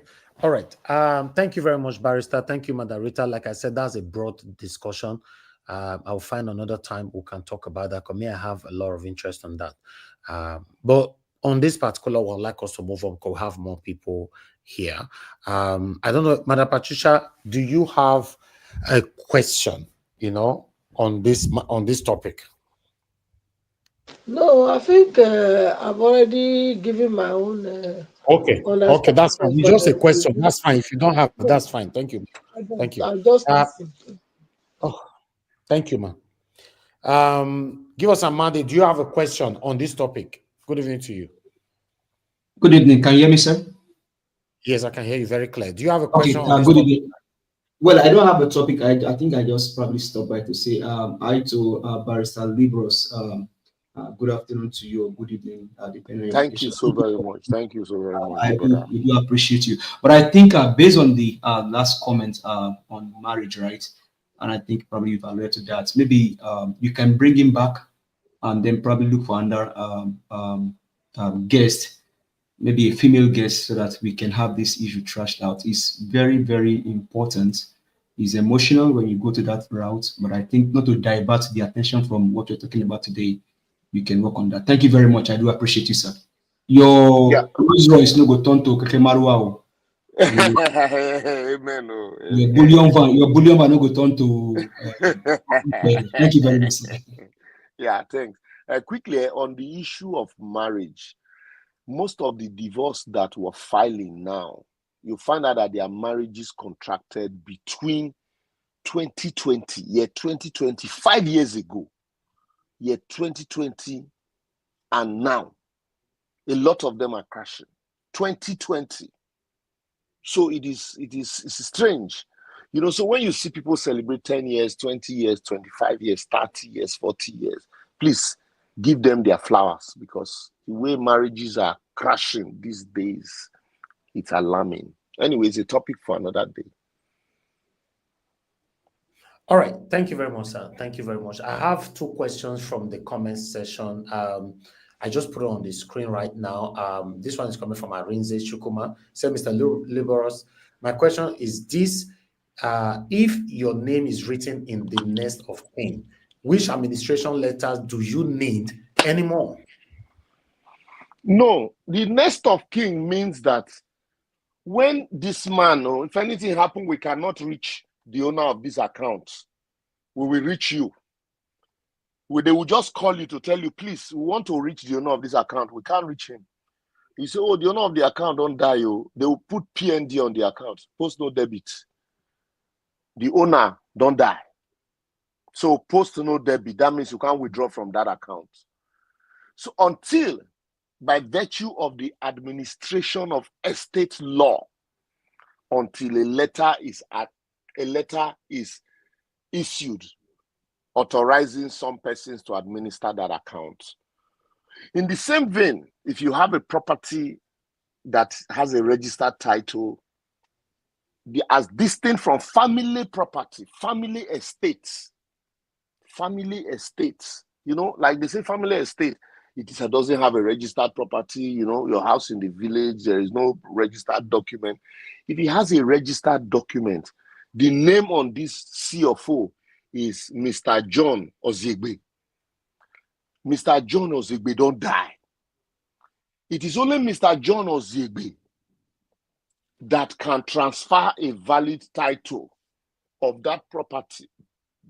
If you want to sell, it is only Mr. John Ozigbe that can sign document for me. In the absence of Mr. John Ozigbe, I will ask of a will that Mr. John Ozigbe left behind.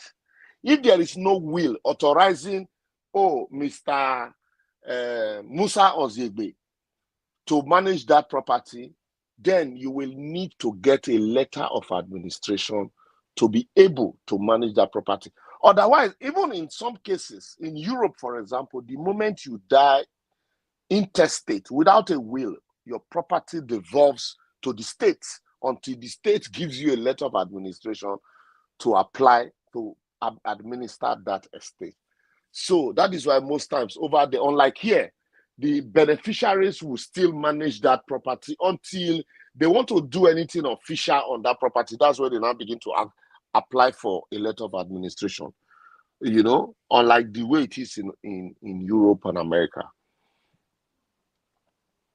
All right, I have another question here, sir. I put on the screen right now. This one is coming from Gift Victorious. It said, why does the court ask for other family members when there's next of kin before the letter of administration is given?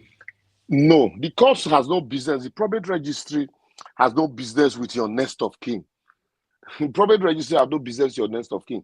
The people that are applying for a letter of administration, there is a process. When you apply, after the interview stage, there's what they call publication. Interview stage is, okay, look, come on, you say you want to apply for a letter of administration on this estate. How are you related to the deceased person? What's your relationship? Because they want to know, are you wife, are you children? In most cases, they ask for wife and children. You know, not that uncles will come and deprive the children and now get letter of administration. And then after that, they will now do publication. They'll do publication to give notice to the public. Oh, so-and-so person wants to apply for a letter of administration in respect of this estate. So that if there are claims and objections, people can come and say, no. Please don't grant letter of administration to these people. They are not related to the man. Or this man that this person is applying for the letter of administration for. This woman is not the first wife. The first wife and children are so placed. This one is second wife. No, you can't grant the letter of administration. Okay, the court, the probate registry will now sit down with all the parties and find a middle ground so that there won't be quarrel tomorrow. After letters of administration are issued, somebody will go to court and say, no, the people that obtain the letter of administration are not people who should truly be the administrators, because the man had a larger family.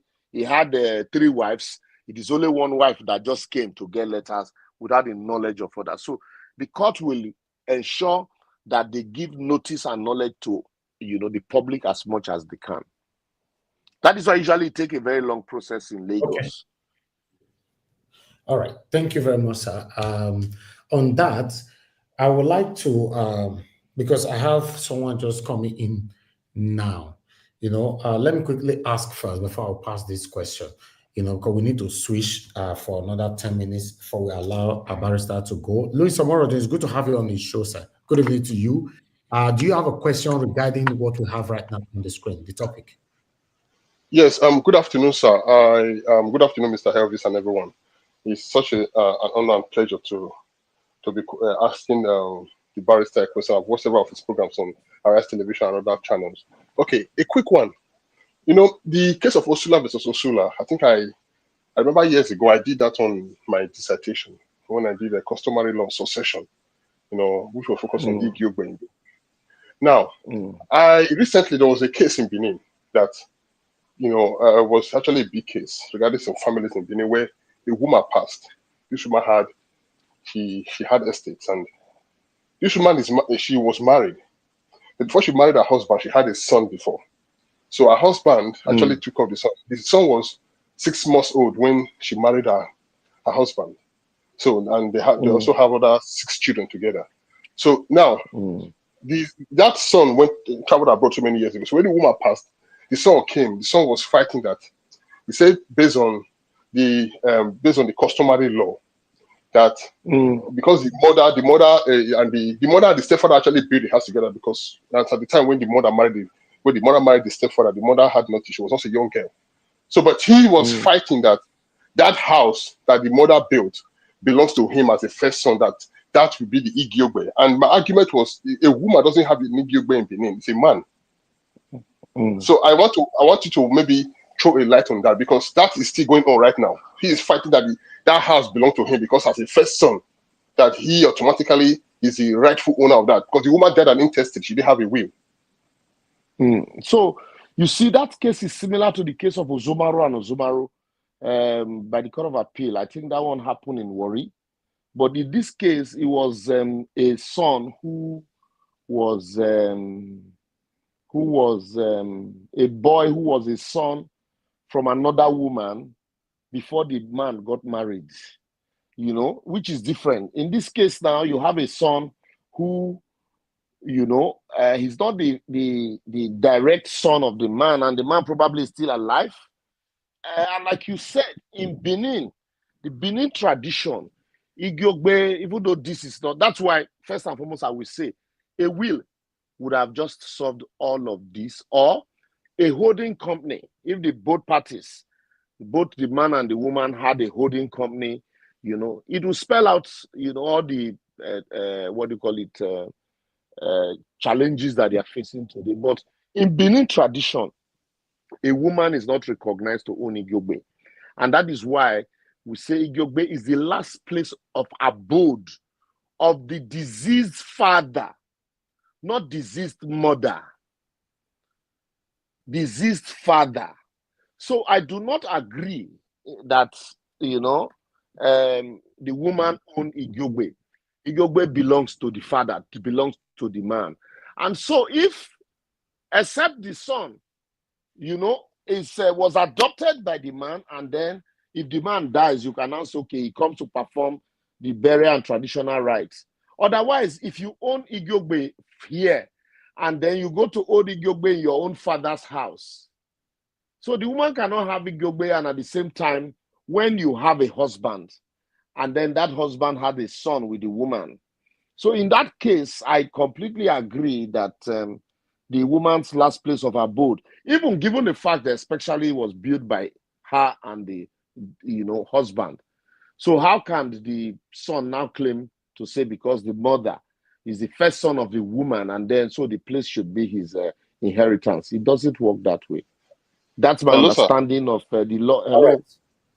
Yes, a quick one, Mr. Evie, sorry. I think this needs to be properly documented, because according to some Pale chiefs, because the problem we have right now in Benin, I'm going to say this, some Pale chiefs will take bribe, they will come and bring disinformation on what is not actually, like what you just stated it now. Everything you said is 100% right. But some Pale chiefs were still saying, well, because and the funny part of it is the husband of the deceased is still alive. The man that worked hard and built everything. The palace chiefs came, they were taking side with the boy. So I think these laws of succession in Benin need to be properly documented, because the most of the problem we have in Benin now is tradition is at loggerhead with laws. And it's causing issues. Thank you. No, tradition is not at loggerhead with the law. In the case, the Osula and Osula case, remember, it was decided, it was a tradition, but that was accepted as a way of life by the courts. And that is what now led to its documentation. So what the palace chiefs are trying to do now is to stand tradition on its head. And if they go to court, the court will reiterate that position, stating, because it also will boil down to testimonies and history. You cannot, a house where the man is still alive cannot be inherited as an Igiogbe because the woman died. A man, the owner of the house is still alive, and then you want to inherit the house as Igiogbe. It is not done. You don't even need, the documentation to state that clearly. You don't need documentation. For the fact that some persons are trying to be fraudulent does not mean that that is the true position of tradition or the position of the law. Okay. Thank you. Thank you, Barrister, for answering all that. I would like to cement this particular topic with my question. You know, this is a very, very important question because I've been asking this question for a while, and I'm privileged to have my big brother here today to answer it for us. For in a situation where a man doesn't have a will, a nest of kin, and you have billions, millions of naira or pounds or high currency or whatever in different bank account, and the man dies, and we've been hearing the money don't have voicemail. Yes, exactly. We'll be hearing this kind of stories that bank managers share the money among themselves after a duration of some couple of years and all that. You know, please, can you enlighten us? What happened to the money? Usually, there's what they call the Office of the Administrator General, for example, who administers estates of public trust. You know, usually, if the state is aware of such situations, that fund is to be managed and taken over by the state, managed by the Office of the Administrator General under the Ministry of Justice. But when such money, nobody is aware of it, the account goes dormant, and then someday the bank will, find a way to just mop up those accounts and, distress it. And once they distress it, those funds go just, like I said, they enter voicemail. So that is why whatever, you can't be an island and you just live. You don't have nest of kin, you don't have relations, you have money in the bank, you have properties, nobody knows. So what are you living for? If at the end of the day, even if that's why you hear that people will, their money, they will their properties, they will their things to a charitable organization, they will it to whoever, they will it to a caregiver, and all of those things. There's need for you to take cognizance of the fact that someday you are going to leave this earth. And when you leave, who are you leaving, your estate for? So that's why we always advise people, write a will.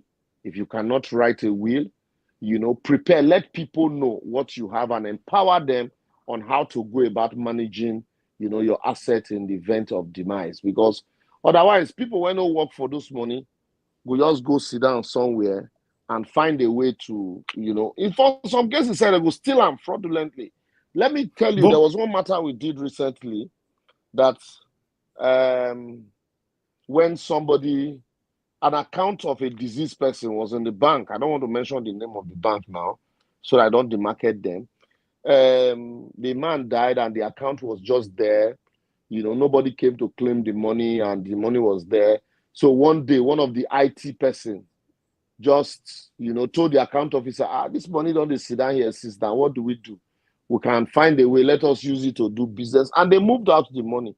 The IT person collected this money, gave the lady only $10,000, collected about $150,000 and jacked back to Canada. Now, the EFCC arrested the lady. The man went collect the money of an account of a deceased person. The guy don't relocate to Canada. The lady cannot even reach him. So, and if that person, for example, maybe a family and children now will be struggling to pay school fees, they don't even know that the man owns such money in an account, or that all the money belongs to a woman who is hiding it from the husband. And then, something just happened and the husband does not know. He's suffering. So that's why there's need for disclosure. On this, in the UK, this cannot happen. I'm not sure bank will just, they will share your money amongst themselves like that. I believe it's only Africa these kind of things can happen.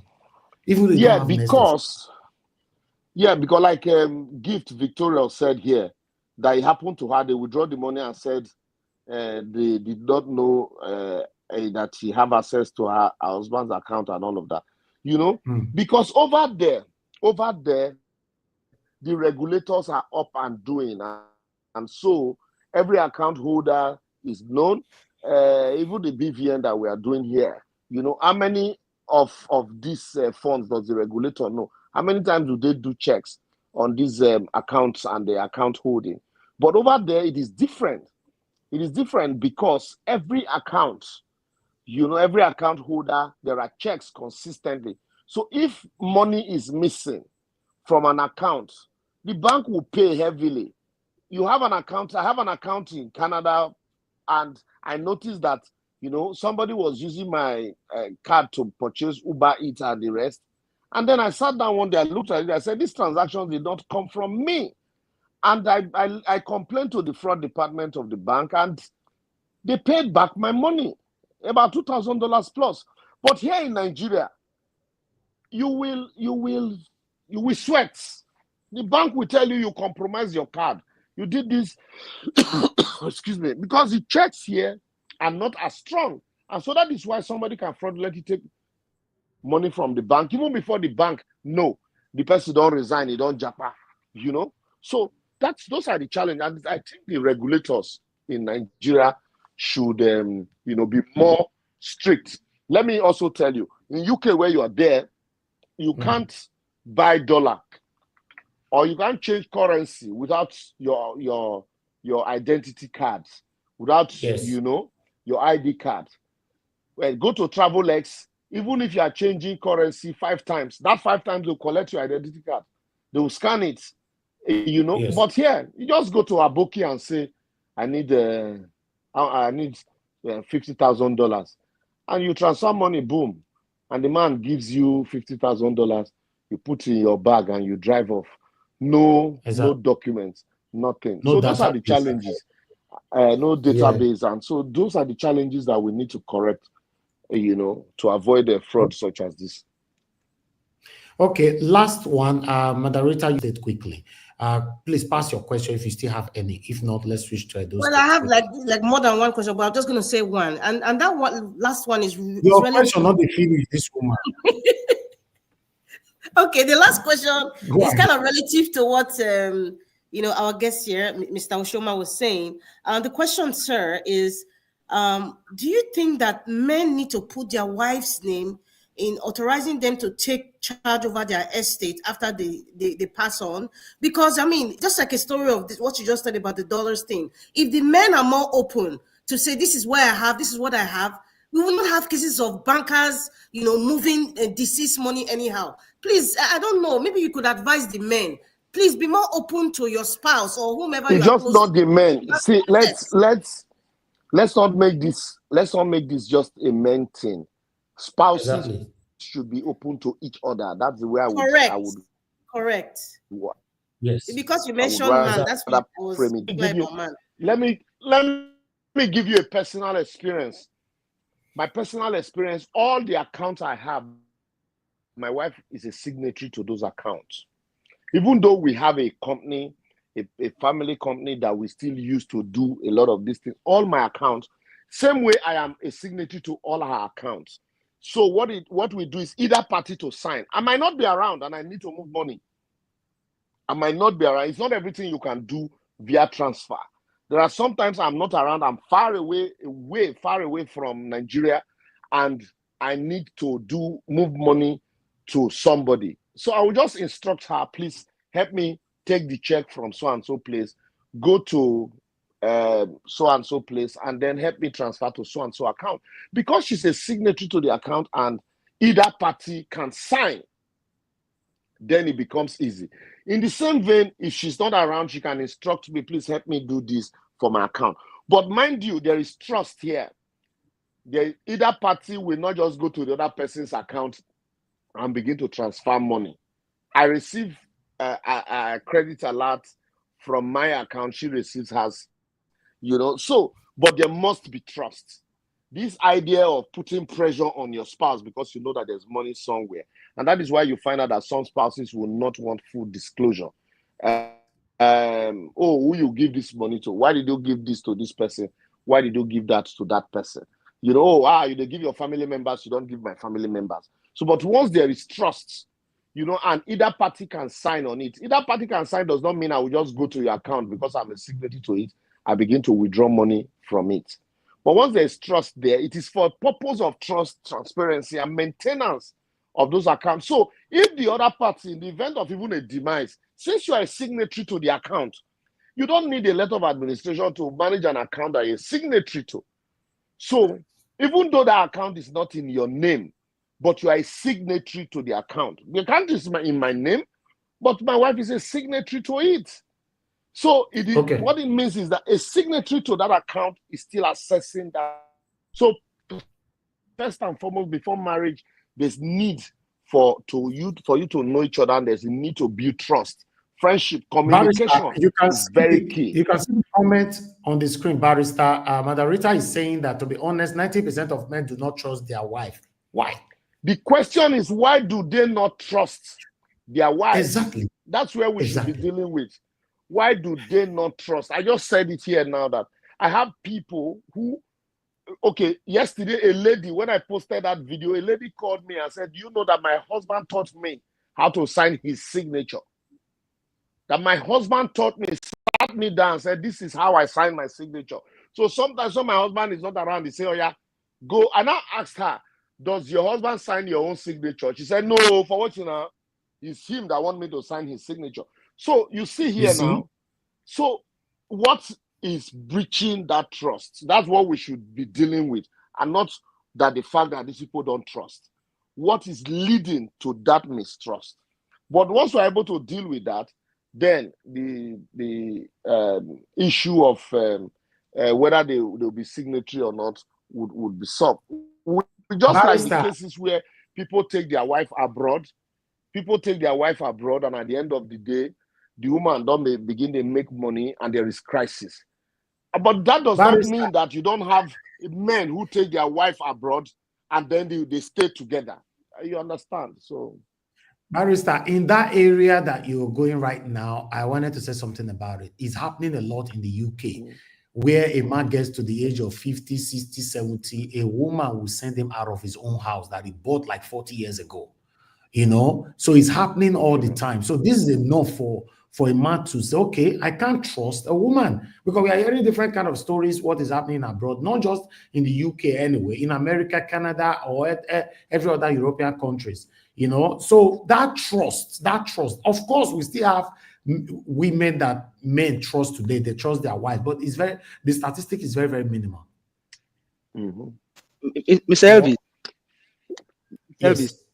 I think to deviate from this topic of next of king and then will, are we able to bring Barrister Liborous for a follow-up next week, so that way we don't put a too much No. We are done with the major questions already. We are just on another topic surface now.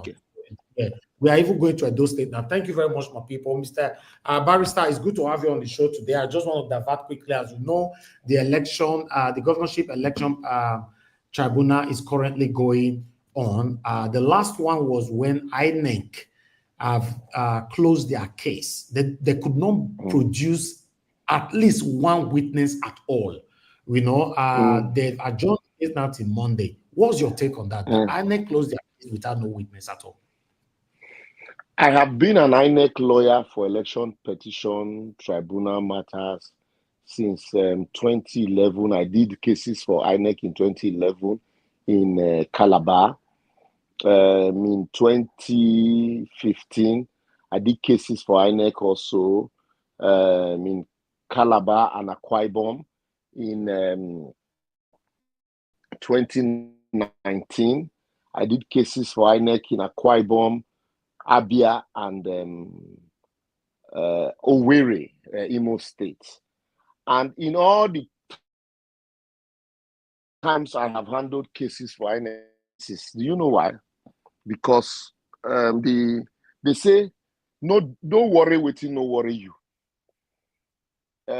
Election petition is like they are what you will call, in our layman's way, quasi-criminal matter.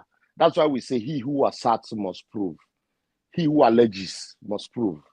In criminal matter, if I allege something against you, if I'm not able to prove that allegation against you, there's what we call a no-case submission. You come and say, my lord, of everything this man has said, he has established a crime, but he has not been able to create a nexus between me and the commission of this crime. So there is no need for me to even come and answer to the allegation, because the allegations, they don't mention my name inside. They don't link anything to me. So I am making a no case submission. So in that's such a case, you say I rest my defense, my case on the case of the prosecution, because he has not done anything to warrant me calling a witness. In 2019, when I handled senatorial election for one of the popular senators, I represented INEC. After the case of the petitioner, they had 33 witnesses to call. They called only 12. And they were, I informed the court at the beginning I was going to call 7 witnesses. But I just called the director of operations to come and explain how the card readers worked. And after explanation, I closed my case. The petitioner was expecting me to call more witnesses. If he had a projector in court, you know, and all of that, that he was going to use to cross-examine my witness and draw mileages, repair his case with my witness. But I shut him out. I didn't give him that opportunity. So I have listened to both sides on Edo election, you know, both sides claiming, oh, the PDP had brought witnesses. INEC could not find one person to come and defend their case. No, it's a technical issue. Maybe INEC feels that the PDP has not done any damage to what they have, the result as announced. Mind you, there's what it's called presumption of correctness in favor of INEC after election results are announced. The law presumes that once INEC announced the result, that everything that ought to be done have been done. And so the law presumes that result correct and authentic until you, by evidence, you know, discredit that result.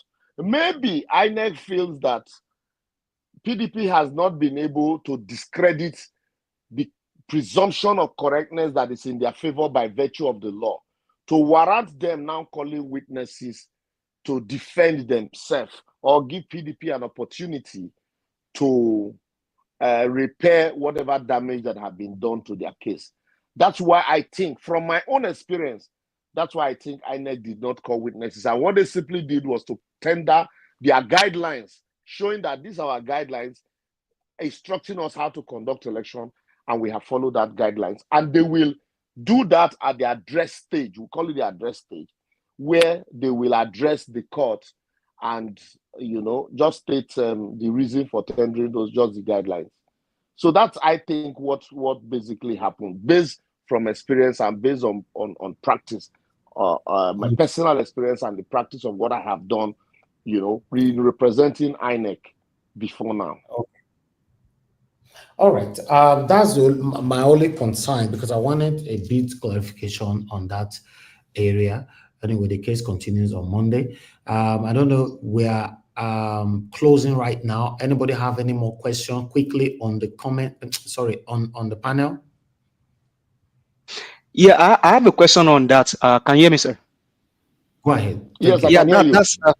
Thank you very much. So, based on what you said now, Barrister, and I think another thing that's probably from my comment is, I think somebody was trying to compare this case to what happened during the presidential election, presidential tribunal case. In my own mind, I think they are different. And I have my personal reason why I say they are different, because if you look at what happened during the president, I mean, on my own part, there are different things. So now, do you think there should be anything for PDP to celebrate on, saying that, oh, INEC did not bring any witness? So for that, in that regards, maybe they could not defend. And I think somebody made a video and it was saying that INEC could not even defend the results they presented to the supposedly the governor of you don't need to defend what the law already presumed to be correct. The law already says this result you have announced is correct. That's why I told you about presumption of correctness. The law already says you are correct. That's where the problem of election is in Nigeria. When INEC, if the presumption of correctness is not in favor of INEC, then INEC would need to call witnesses to establish the fact that what they did followed laid down procedure. But when there's presumption, which is what, you know, even APC, when they were in opposition, what they were clamoring for, but now that they're in government, they are beneficiaries, they are silent on it. The argument had been that if INEC, if there is an election petition, INEC should be on the hot seat to come and show that what they did followed laid down procedures. But when you presume that the moment INEC declares a result, that the result is correct, when you take them to election petition, INEC become a nominal party. They no longer defend the petition. It becomes a nominal party because at that point, the case of INEC is the easiest case to do. I'm telling you based on experience. It's the easiest case to do at election petition. They become a nominal party in the petition, and then because already the law already says everything INEC do correct, so they don't need to come and defend what they have done. It is when you do a serious damage to what the election that INEC will now come and begin to repair the damage that you did at the tribunal. When they feel that there is no danger and your witnesses have not been able to do any substantial damage to the election conducted, they will not respond because the law already says that everything they did is correct. It is you that will prove substantial irregularity. Mind you, when they say for them to invalidate an election result, the tribunal will say that the proof was substantial enough to invalidate. But if, for example, let me give you an example. You say you are contesting election result in 10 words, but you were able to prove irregularity in 1 word. The court will say, well, irregularity has been proved in 1 word, but is it substantial enough to invalidate 10? That's the substantiality is left to the whims and caprices of the panel that sits.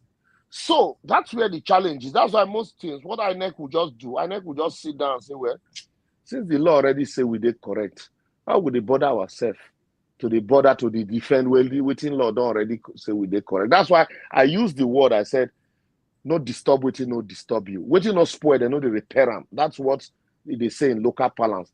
INEC feels that they never spoil them, so there's no need to begin to repair. That's what it means. Okay.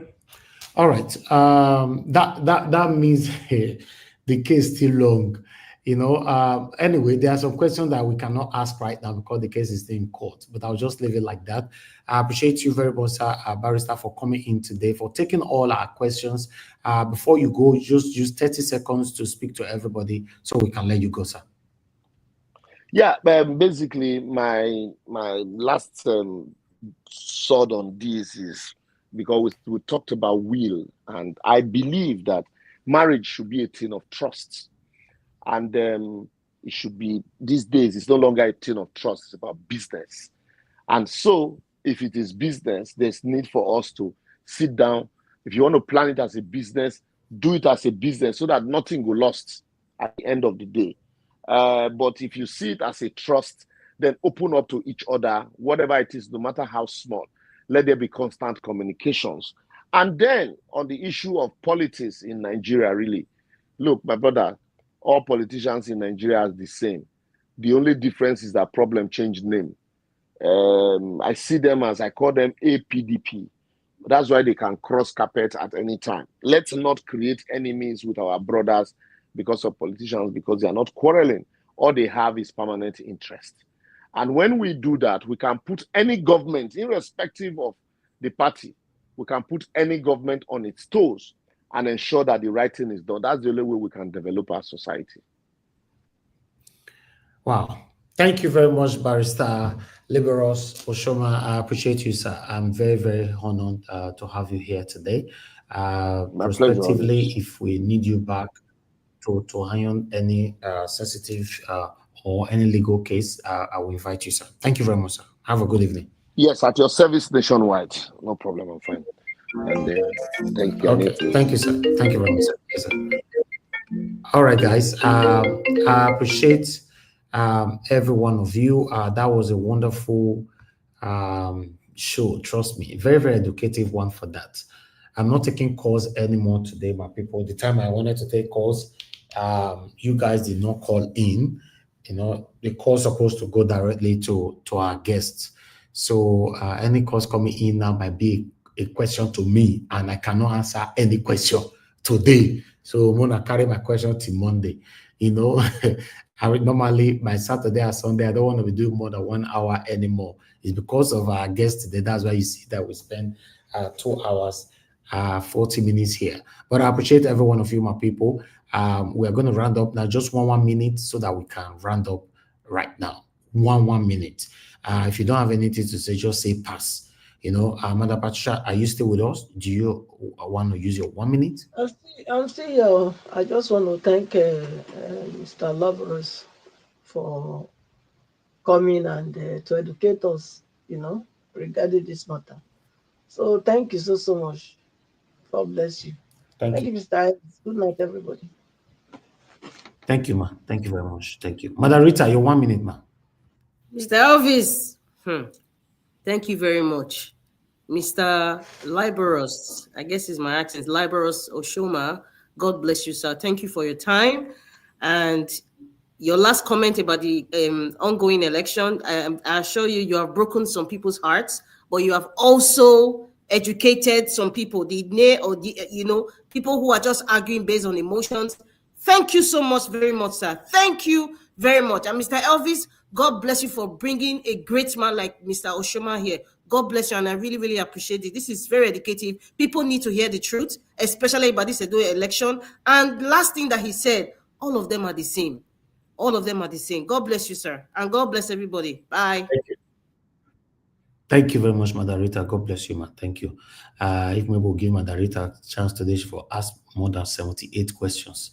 I'm telling you, man. I had, in fact.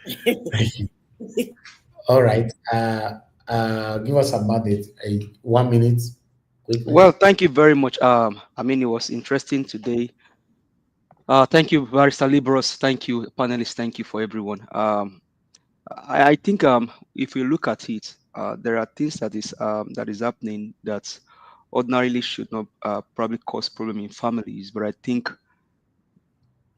everyone needs to look inward and see how you can actually put an end to your relationship. Two cannot work together except they be agreed. It takes two to tangle. Marriage doesn't just work on their own. It takes two persons to make your marriage. 1 minute. Then okay. on the Edo election. So 1 minute is finished now. Oh, okay. No worries. Thank you. Yes, tomorrow come talk about Edo election. Your 1 minute, only 1 minute to get, Oga. Thank you, Oga Luis. Your 1 minute, sir. Thank you very much, Mr. Ives, for bringing the great barrister. You know, to me, it was an honor to question him, to just ask a simple question. I've watched him on television before. I always watch most of his videos on YouTube. He talked about the election. He said APDP. Yes, that is it. We have talked about it before, that they all descend. We need to know what we want as Nigerians, and know how we can, take back our country. Thank you very much for bringing the great barrister. And indeed, this broadcast is going to go far. So many people will listen and learn. Thank you. Thank you very much, sir. Thank you, Oga Luis Omorodion. Thanks for putting your voice to this. I appreciate every one of you that came into the panel today. Mother Patricia, Mother Rita, my brother, give us a mandate, and Oga Luis Omorodion. God bless you. And thank you very much, our Barrister Liborous Oshoma. Thanks for coming in, sir. Thanks for always honoring my invitation anytime. I'm very, very grateful. I appreciate every one of you that passing your questions from the comment section. God bless you all, my people. Thank you very much, Peter Ife, for the super chat earlier on. I'm very, very grateful. We've come to the end of this broadcast. Thank you very much, Mother, for Mommy Diaspora. Thank you very much, Mommy, for all that you do. I appreciate you always. Thank you, Ariyomi Abdul, Tony Africa, Peggy Modi, Didi Anthony, Ajio Deborah, Divine Cross, Mother Rita, and many, many others. Ken Sim, and many others right there. And God bless you. Now, Peggy Modi, God bless you all. Guys, help us to press on the like button, help us to share. We're going to be joining you guys again tomorrow by 7 p.m. Nigerian time, so we can continue from where we stop. Guys, allow me to end the show right now. See you guys tomorrow. Good night. Bye for now.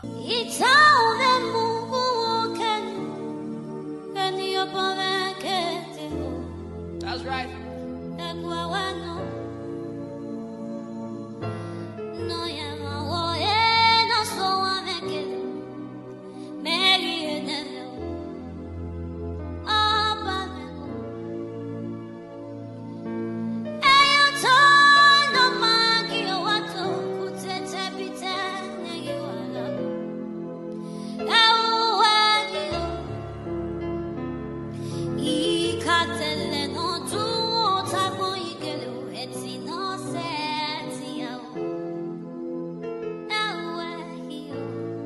Yes.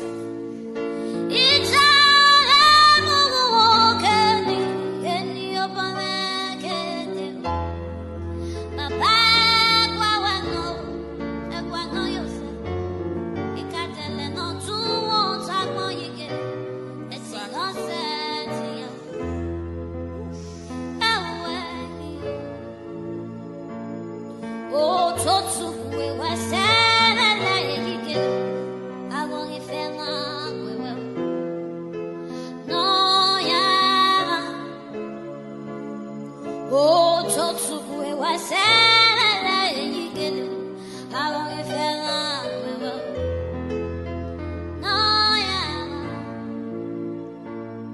Oh, Totsu, we were sad and let it get. I won't if we will. No, yeah. Oh, Totsu, we were sad and let it get. I won't if we will. No, yeah. It's all I'm walking. Get your power, Papa, There's power here tonight.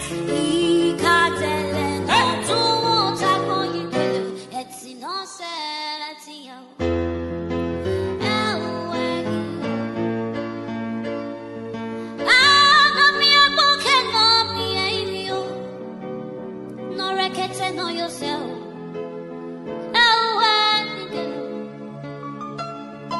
If you're wrong or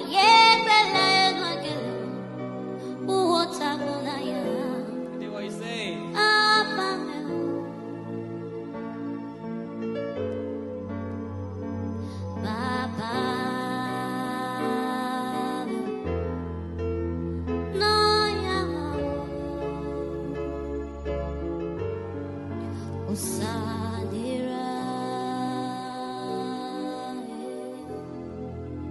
No,